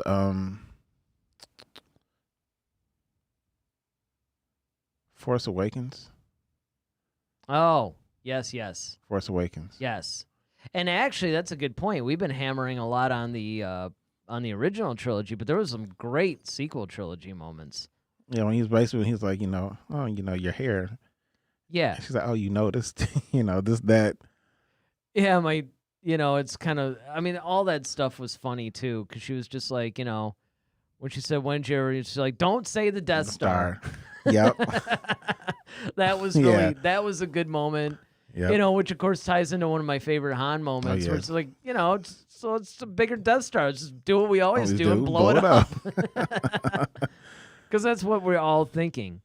Ronaldo says, I think Leia was really well used in the sequels. Yes, absolutely. I think she evolved into a wiser person and general. I like the fact that she became a general. Yeah. Oh, wait. Jason says, Polis Massa is from Revenge of the Sith. But when was Han and Leia? Yeah, Leia's not in Revenge of the Sith. Yeah. Until the very end. Unless you're mean when she was born. That was a great scene. Why could she? Never mind. Oh, boy. What are you looking at? So, Boatwright family in comics, the Han and Leia banter is great. Yeah, absolutely. What are you looking at me for? Is all a great Oh line. yeah, show that she was a great leader, but because she's humble enough to let Poe lead when he has a good idea. Well, and that's Yeah. another thing. The Poe and Leia dynamic was really good too. That's because she saw him as like another Han. But it was kind of like she was training him. Yeah, so, but I mean, training that him right. kind of cool because it was like a Han in training, and her knowing how to deal with that type of person. Yep. She knew exactly when to push and pull and all that stuff. Mm-hmm. You know, just her whole banter when she was like trying to, you know, he wanted to blow it up, and she's like, no, don't, you know. Like, you can't just solve everything by jumping into a cockpit. But then he's like, permission to jump in the cockpit? Granted. Yeah, I mean, there's just some great scenes. Yeah. In all that stuff, you know, and particularly in Force Awakens and even in The Rise of Skywalker. It really, the fact that they were able to take some scenes that were basically leftover scenes and then apply them to the training of Rey. Yeah, it was a little bumpy. It was a little shoehorned. Mm-hmm. But it did the job, and it made me think, what if Carrie had been alive to actually do those scenes? Man, I just really would love to see her, like, because after you see her glimpse of the Force in The Last Jedi, you know, you're just like, oh, I want to see more of this now. Oh, absolutely. You And know, the thing and that's funny you get robbed of that, you know. Yeah, because if she had lived, we were supposed to see a lightsaber duel with her. I mean, that would have just been epic, man. Yeah. Of course, I'm sure that, you know, if it happened, we'd be sitting here. Yeah, you remember the stupid Leia lightsaber? I could just see that happening. But, you know, it's one of those things that, again, her being so in tune with the Leia character. Yeah. And the fact that when I read the books that have Leia in it, I instantly think of her. I mean, that's why I think it was smart that they never recasted the part, because who are you going to recast it? Yeah. And a lot of my favorite Leia scenes, believe it or not, are in the novels. Mm-hmm. I mean, there's some great scenes in there. Bloodline, yeah, definitely. Bloodline in particular is basically all about her, and it's all about her struggle, and then it's about what happens when the entire Republic Senate learns that she was Vader's daughter and instantly turn against her. Yep. And a lot of that information was released by a politician that wanted to discredit her, and it worked. And then she has to... I mean, there's just all kinds of great stuff in that novel. I can't recommend it enough. So, I mean, if you guys really want to weigh in any more than you have, you know, let us know what you guys are thinking. You know, Jason says Leia's great in the books. Oh, yeah. I think a lot of times the books are really where she shines even more in the films.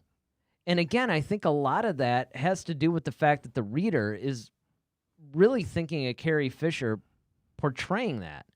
Mm-hmm. Now, I admit that I have not yet read some of, what's it called? Like Leia, Princess Alderaan. Or so. There's like some book that Claudia Gray actually, I think, wrote about Leia's younger years, like when she was a teenager or something.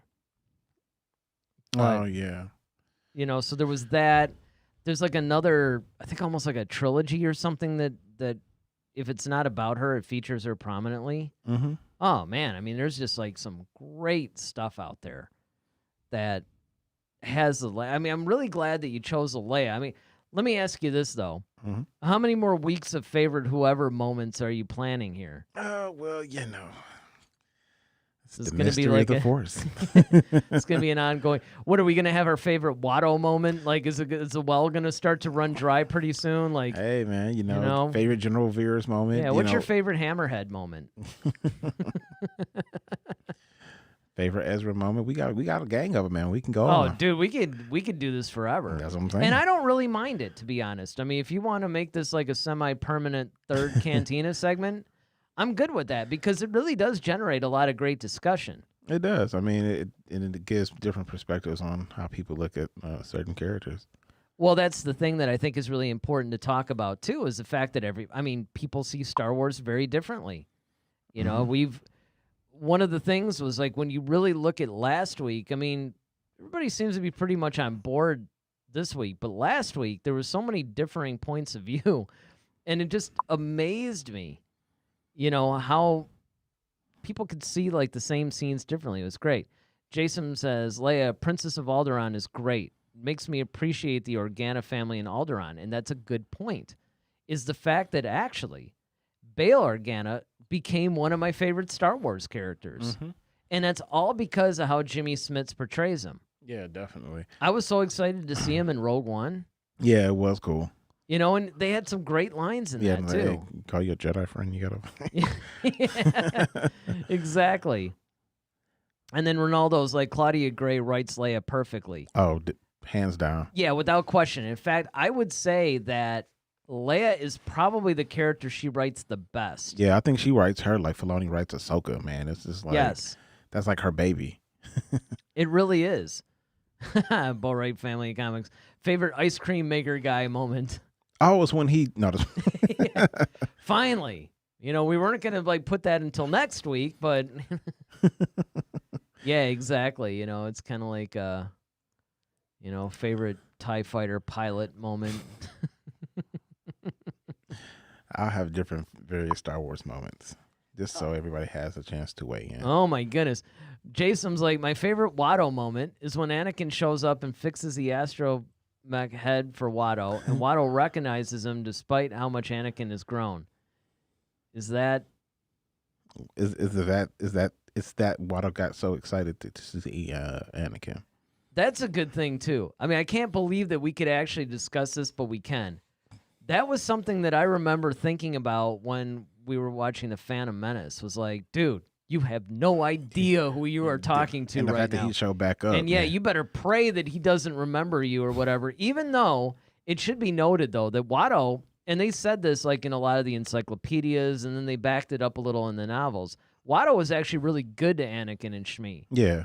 You know, he protected them. He made sure that, you know, he wasn't really unfair to them or whatever too much. Yeah, he was just trying to, of course, slaves were a thing, but he kind of treated them, Yeah, he treated them. And he even said, like, oh, yeah, she got married. Can you believe it? And, like she's out here living her own life. And, like he was happy for her. Yeah. Yeah. And it was, it was pretty cool. But I did think that it was cool, though, that you got Anakin the Jedi visiting Watto again. That was a scene that, if I had to pick my favorite Watto scene, and actually, to be honest, that's one of my favorite Anakin scenes. Oh, yeah, especially when he's like, yeah, I got some guys who owe me some money. Perhaps you can... Yeah, right. You saw that instantly. The only thing that would have been even cooler is to see, like, Vader visiting Watto, although that probably wouldn't have gone as well. No, and, I don't think he would have recognized him. No, he would have, because they actually did have something about that in the books. I don't remember which one it was, but there was one where Vader, he didn't go see, I think he either saw Watto to get some information from him, or, he basically saw him in passing and knew who he was. I don't actually remember. There's actually a really funny meme, too, that's going around where it shows this one, I can't remember. This one Sesame Street character that looks kind of like him, and it talks about, like, what drugs can do to you, or... That looks like Watto? Yeah, there's like a Sesame Street character that kind of has a Watto look to him, and so they show that as like a before and after picture. You're not talking about Snuffleupagus, are you? No. That's like the elephant type. No, this is actually one of the newer. Oh. See, that's the thing. It's like when I was a kid, it was like the original generation of these guys. Yeah, that's all I remember. Then of course, by the time they got like Elmo and all that, that was like way after me. Way after me. So there was all these different ones, and I'm like, I recognize them, but I don't necessarily remember, that's who they were. Gotcha. I'm like, I don't know who this guy is. But Watto actually is a cool character if you actually read the expanded, well, I won't say expanded universe, if you read the new canon books. But yeah, that's a good point, Jason. That was a really, really cool moment. All right, well, Yep. Are we ready to go into your favorite? Perhaps my favorite segment? Yes, sir. All right, let's do it. It's a little segment we call Clear Your Mind. All right, so this is a segment where we answer your questions. Now, granted, we've been doing that pretty much the whole night, but every week, people send us in questions from our Facebook, Twitter, and Instagram at head-to-head-SW, and we take two of those questions and we answer them in this segment. So who's our first question from? So who do we got first? First one we have is Maurice Thielen. What do you think is the purpose of Baby Yoda on Mandalorian? Why him? The purpose of... What's the purpose of what? Of Baby Yoda on Mandalorian, and why him? Purpose of Baby Yoda on Mandalorian. And why him? And why him? I'm not actually sure what the purpose is. That was one of the things that, remember, that was something that was a brand new development. So they kept everything a secret in the first season. Mm-hmm. Okay. But while they kept everything a secret and they only released a couple of, like the set pieces or whatever, it was like they dropped the bomb on, what was that, the first episode or second? No, the child popped up on, Yeah. I think, episode 2. Episode 2? I think it might have been, I think that was episode 2. Well, episode 2 going to episode 3, because that's when, after he did that first catch of that one dude who kept trying to beg him to like spare his life or whatever, and he froze him in carbonite. Then that's when he met the IG. He got the other thing, and he met IG-88. Yeah, that's when he sense. met Quill, and he got there. Yeah, that was okay. So it was 2. So, and that's when there's another bounty out, and then he went. I just think the purpose of him, honestly, we don't know. We really don't know what the purpose of them is yet. And I think that part of what it is that they want to basically like, I think they wanted to introduce his species. I think they want to introduce his species, and he's going to be a new Force user, and I think this is going to tie into how Palpatine is eventually going to come back and do his whole thing. I have to think that that's what it is. Okay. I can't even begin to imagine there's any other purpose, because you have to have another way of reintroducing the Force into everybody's consciousness. Yeah, I mean, especially with the Jedi being, and I think that's kind of when we're, even in the trailer when they're talking about, you want us to hand this thing over to a bunch of our enemies who are a bunch of source words and stuff like that. Yeah. So I think that's when you're starting, like you said, reintroducing the Force back into, reintroducing Jedi. Because, like I said, I mean, outside of, we've talked about this before, that outside of Luke Skywalker, you don't see, and very few people knew who Luke Skywalker was. He pretty much was with the Rebel Alliance. He was off training with Yoda.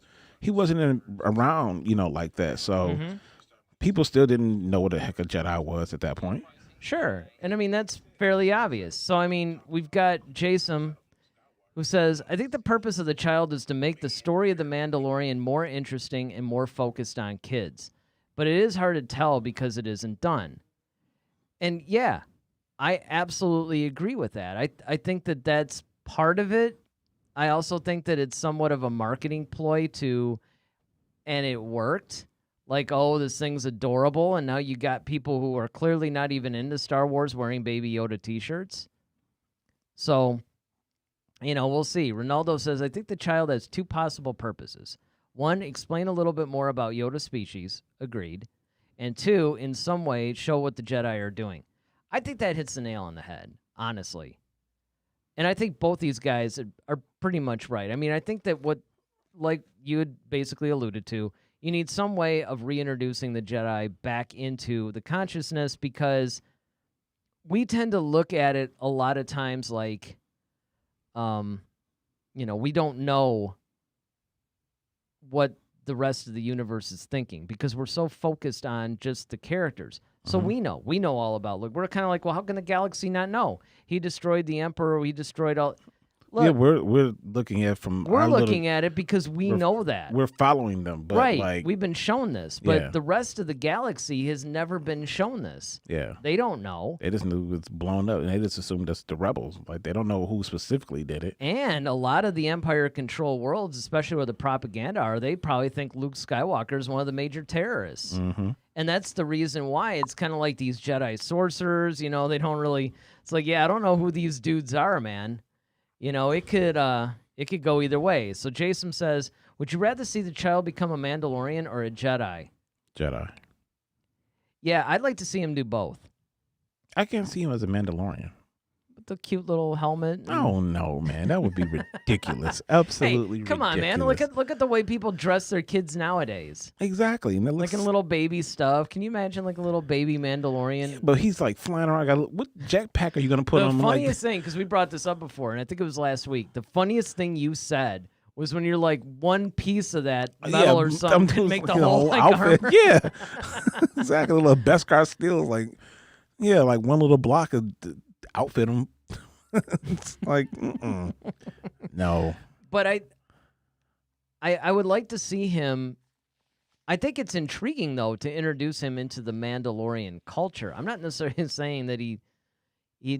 It's almost like obviously he's going to be Tar Vizsla. Well, and I don't think he's going to be a Jedi either, because this is the thing that's going to be really interesting to me. How is he going to fit into the whole greater thing? Because like he's like 50 years old right now.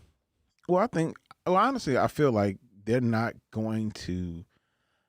I think the best way for him to, because I mean, on one hand, the temptation is, of course, deliver him to the Jedi, which the Jedi will love because it's like, oh, Master Yoda again. Especially Ahsoka's around, Luke is around. Yeah, you would think like, okay. But then you almost have to explain, okay, where the heck is he in Rise of Skywalker? Right. Now? Or Force Awakens. Or Force Awakens. Yeah, because exactly. Again, this is only a 30... Well, actually, it's 30 years between Return of the Jedi and Force Awakens. I mean, so there's only about 25 years between The Mandalorian and Force Awakens. He could probably still be in baby form, honestly, because, they age so slowly. But, but even still, though, it's like, all right, I just feel like, and maybe he could be like, the new Yoda or something like that, maybe down the line, like maybe for Rey or something like that, he pops up later. If they decide to continue that story, you could. It's going to be... They said they want to go like 5 seasons with the show, I think. Mm-hmm. So we're about to hit season 2, and they've thrown everything into season 2. Ronaldo says, you put a Mando helmet on Baby Yoda, there you have the greatest toy ever, this little baby with a giant helmet. I could see that being a Funko Pop. I was about to say, like one of these things that we got like a behind us. bobblehead, yep. I mean, I could totally see that being like some limited edition thing. Like maybe it never actually makes it onto the screen, but it's one of those special edition, toys or something. Totally agree. But I do think that they're going to have to figure out what they're going to do unless he dies. Jason says, in a few hundred years, the child's armor would take a little more Beskar. Kids outgrow their clothes all the time, right? 2 pieces of steel. Yeah, right. I mean, it would be... Yeah, because remember, Yoda, even at 900, wasn't that tall. Although... It's only 2 feet. The version that they have in the High Republic, though, he looked a little bit taller to me. Well, yes, because he's not as old. He's not hunched over. Yeah, but that's what I'm saying is like... Okay, so they start out like being like 8 inches tall or something. Mm-hmm. And then what do they grow to before they start shrinking again? Mm-hmm. You got to wonder these things. These are important things. This is why we need a Yoda backstory. But I bet you Maz Kanata could tell us all about it. Who knows? Who cares when you have a Yoda backstory? You don't need her to tell us. But if Maz was actually taking care of the child. Oh, my God. She's around. Maybe, who knows? That's true. All right, what's the next question? The next question comes from Joel Cantos. Which Jedi would you want to play in a movie? Ooh. Which Jedi would you want to play in a movie? Oh, of all the Jedi? Yep.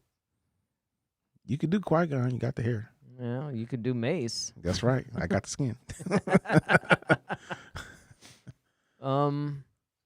Yeah, that's a good question. I would, honestly, if that were the case, I'd probably want to create my own character. It's funny. I actually created this whole like little fan fiction-y thing. So the Sith Lord Exar Kun. Mm-hmm. So I created this character called Darkun, which is actually my PlayStation name. Mm. And basically the idea was he was about 1,000 years old, and he was a direct descendant of Exar Kun, and he believed in the balance of the Force. And this is before, like, any of this stuff was a discussion. I came up with the idea of he actually was right in the middle. He took equal sides, light and dark, and instead of saying, may the Force be with you, he would say, you know, I don't remember what I had him say, like, always be with the balance or something like that. But it was pretty much, he was, in the idea that I had, I think it was like Luke came to him because he needed his help or something, and he was the only one that could do it. I don't remember the whole story, but the name stuck with me, so I kept using it for various things. But that's probably what I would do. I would probably want to play that character on screen. If I had to play an existing character, that's a tough one, man. I mean, there's so many great ones. You know who it would probably be, now that I think about it? Kip Duran. He's an expanded universe guy, but that would be perfect because nobody up until now has actually played him in live action. But he's actually a really cool Jedi character that I really hope one day they do bring in. If I had to bring in a canonized character, I would probably want to play Quinlan Vos. So now, besides being the right shade for Mace, is there anybody else that, you think, while you're thinking about it, go ahead. Jason saying Kit Fisto. Oh. Or create my own character for sure, but if I had to choose an existing one, it would be Master Fisto. He's fun. Yeah. He's the one that smiles all the time after he's totally mowing people down and he's got that little smile. He got that grin. Yep. Yeah. So infectious. I think I would probably, I probably want to create my own character as well, but I think if I had to pick one that was already existing, it would probably be, of course, Mace, just because. Dude, I'd want to play Mace. Mace is actually one of the coolest Jedi creations to me. I love Mace. Well, the name is cool. He's got a cool name. And then, the blade, purple's my favorite color. Purple blade, which I think is just absolutely an awesome color for a lightsaber and really translates well on screen. Yeah. My favorite thing was when they actually had Mace go out and do battle. Yeah. And, I mean, look at how good he was. Yeah. In both Attack of the Clones and that big epic. The biggest surprise to me was when they had Mace dueling Palpatine. Yeah, I did not see that coming. Me either. I was so shocked. I was like, whoa. I couldn't believe. I was getting so excited you would have thought Padme was up there in her white pants. It's the callback, man. I love it. I mean, this is great. We've got this whole show. And it's just oh, man. Yeah, much like others, it keeps coming up every once in a while. Yeah, exactly. But other than Mace, I probably want to play Plo Koon. I was going to say, because you always seem to gravitate toward Plo Koon. Yeah, Plo Koon. Yeah, you always like Plo Koon. Yeah, he's kind of a cool character. He is. He's got that. There's a certain regalness about him. Regal, but serious, but at the same time, he knows how to relax and let go. But what about a Sith Lord? Let's turn this question on its head. If you're gonna do a Sith Lord, of course, Vader, of course. Well, yeah, but I mean, come on, everybody would want to be Vader. Of course. Or Palpatine. Palpatine would be cool to be. Exar Kun would be cool. If I had Nihilus would be cool. Bane. Bane would be a good choice. I just love the name Bane. All right, hang on. There's all these chats coming in. So Boatwright Family of Comics says Plo Koon. So he kind of goes along with you on that one. That's what I'm talking about. Ronaldo. Oh, look at that. If it's a pre-existing character, I'd be Darth Nihilus. He's not even. I wonder if he had answered that when we said the Sith Lord, or if that was before. We'll never know. Or Han Solo. He's like, forget Jedi. What character do you want to be? All right, so let's go for that. Now, if you could just be any general character, who would it be? Same ones. Well, other than Luke. Yeah. No. I'm talking no Jedi, no Sith. General. Oh, just general character. Yeah, just general character. It could be any, like a smuggler, bounty hunter, Just like, an Imperial officer. I don't know. It's like, I would be General Veers. Actually, I'd be the one that didn't get choked. Good morning, Piet. Piet. And then, let's see. Jason, while you're thinking of that, he's laughing at that. Then he's saying Plo Koon would be my second choice. Then if I was bigger, I would choose Vader, but I'm going to choose Maul. Maul would be a good Sith Lord to be, too. Yeah. Well, up to a point. So you get of course, he's pretty resilient, but he is the leader of Crimson Dawn. So true. If I had to choose someone, Ahsoka right now. Cad Bane. Oh, that's a good one. Cad Bane would be a good one. Oh man, I'd probably go with Boba Fett. Oh, we got somebody from Twitch. Oh, TV Modern says Marco Rangos. Be a very cool option. Yeah, I vaguely remember that character. Man, there's so many though. Like I almost feel like it's cheap to even pick a bounty hunter, Well, if I didn't have, if I couldn't do bounty hunter, I would do Lando.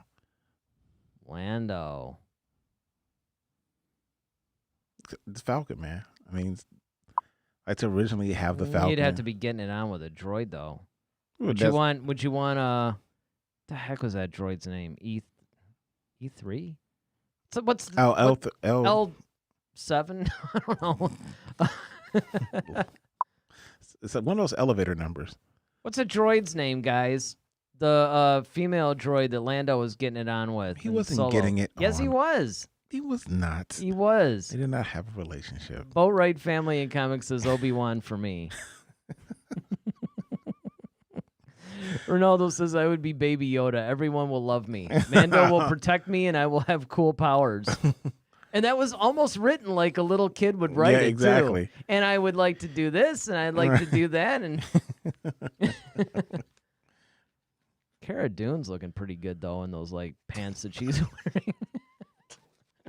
Dude, I know Sweetest Day is like next week, man, but I don't know what's wrong with me today, man. I don't know. L3, yes, L3. That would be the downside. You'd have to have a relationship with a droid. There's worse things.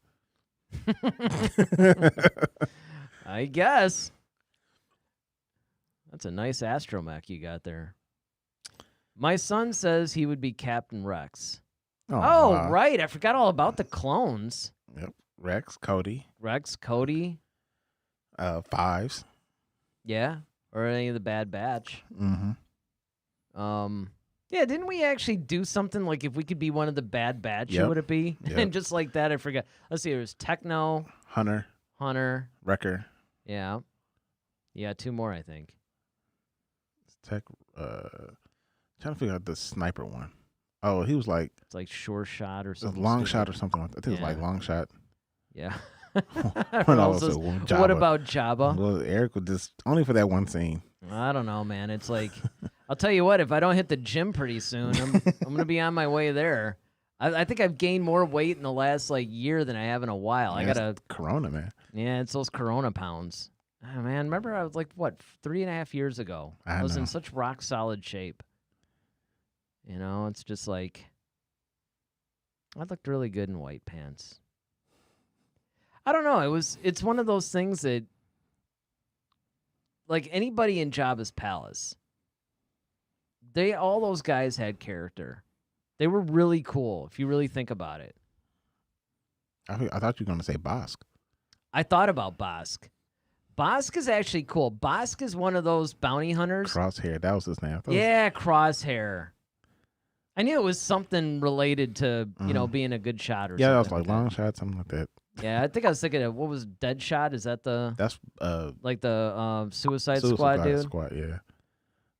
Crosshair is a sniper from Bad Batch, yes. Oh, Chirrut Imwe, the blind guy from Rogue One. Oh, yeah, Chirrut Imwe. Yeah. Oh, yeah. Yeah, I can't forget about him. Yep, you were. Chirrut's cool. Yep. Or, Baze, that was his homeboy. And then you had the Rogue One guys. Yep. Rogue One guys are cool. Oh yeah, definitely. Yeah, that's the thing. Star Wars actually has so many cool characters that it's just, if you really stop and think about it, even if you eliminate all the Jedi and Sith and stuff like that, and just go for the more general characters, there's a lot more of them than you would think. Oh yeah, definitely. And I would include smugglers. And then, of course, if you opened it up to the what do you call it? Like the, what am I trying to say? Oh, look at that. My brain's starting to shut down. Ow. No blood is coming for. Yeah, right. Yeah, exactly. This is so stupid and yet mildly embarrassing. Okay, so where was I going with this? So you have the... Yeah, so you have the Jedi, you have... Yeah, you, like eliminating all the characters. I know, we've been through that. You have some cool guys. And, I don't know. It would be cool to be Mr. Bones. Oh, that's where I was going. The books and I was going to say books and novels. The books and the comics. If you start adding all that stuff... Wait, you got Dr. Aphra, you got... Oh, dude, Aphra is actually... She is like one of the coolest characters ever. Let's see. TV Modern. Well, I think Commander Creel. It might be Connor, actually, if I'm not mistaken. Commander Creel is definitely my favorite option, though, for all-time characters. Oh, wow. Not Creel. Wow. That's a good... You know what? Thrawn. Thrawn would be a cool person to be. Yeah. Mr. Bones, yeah, absolutely. Mr. Bones he was actually modeled after the is it like HK-47 or something from Knights of the Old Republic? Mm-hmm. That was cool. But Mr. Bones was even funnier though. Yeah, Mr. Bones would actually be, if I could see anybody in live action, that's who it would be. Because he is just so hilarious. There's actually another similar character to Mr. Bones, kind of. Same. They're actually an evil version of R2 and 3PO that hang around Vader in the latest comic series, the Vader comic series. Mm-hmm. Forgot their, I'll bet you one of you guys knows this, but... Because the thing is, the Vader comics only come out like once a month or something, and, you read them, and then you blow through them or whatever. And I forgot... Read them for 7 days, and you don't need it anymore. Got it. Yeah, exactly. But they're hilarious, though. And actually, they weren't in the recent one. I think they were in the previous one, but not the weird one where Vader's riding a horse and all that stuff. Mm-hmm. It was like 1 or 2 ones ago or something like that. And they were totally like an evil version of 3PO and R2. It was hilarious.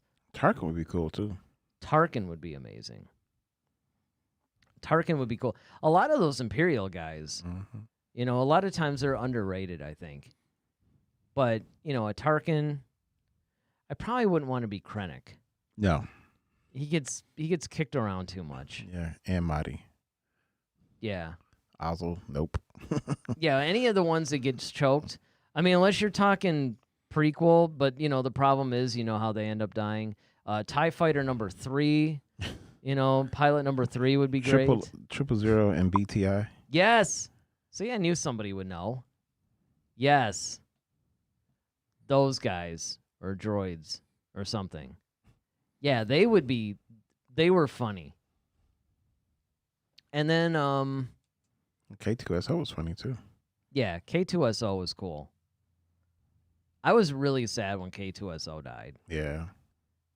Because, again, I thought that he would have been somebody that you can carry on. And I'm really happy that in the Cassian Andor series, he's going to be there. Mm-hmm. And that Alan Tudyk is going to actually be the voice. Yeah. Yeah, that's just going to be so cool. I am really looking forward to that stuff. All right. Well, I think that pretty much wraps up the show for this week. Yes, sir.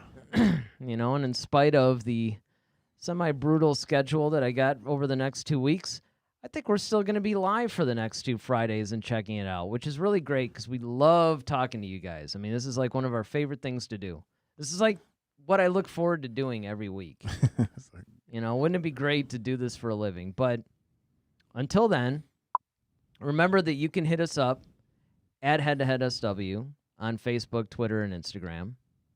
And of course, you know, we got people that are watching us on Twitch. We got people watching us on YouTube.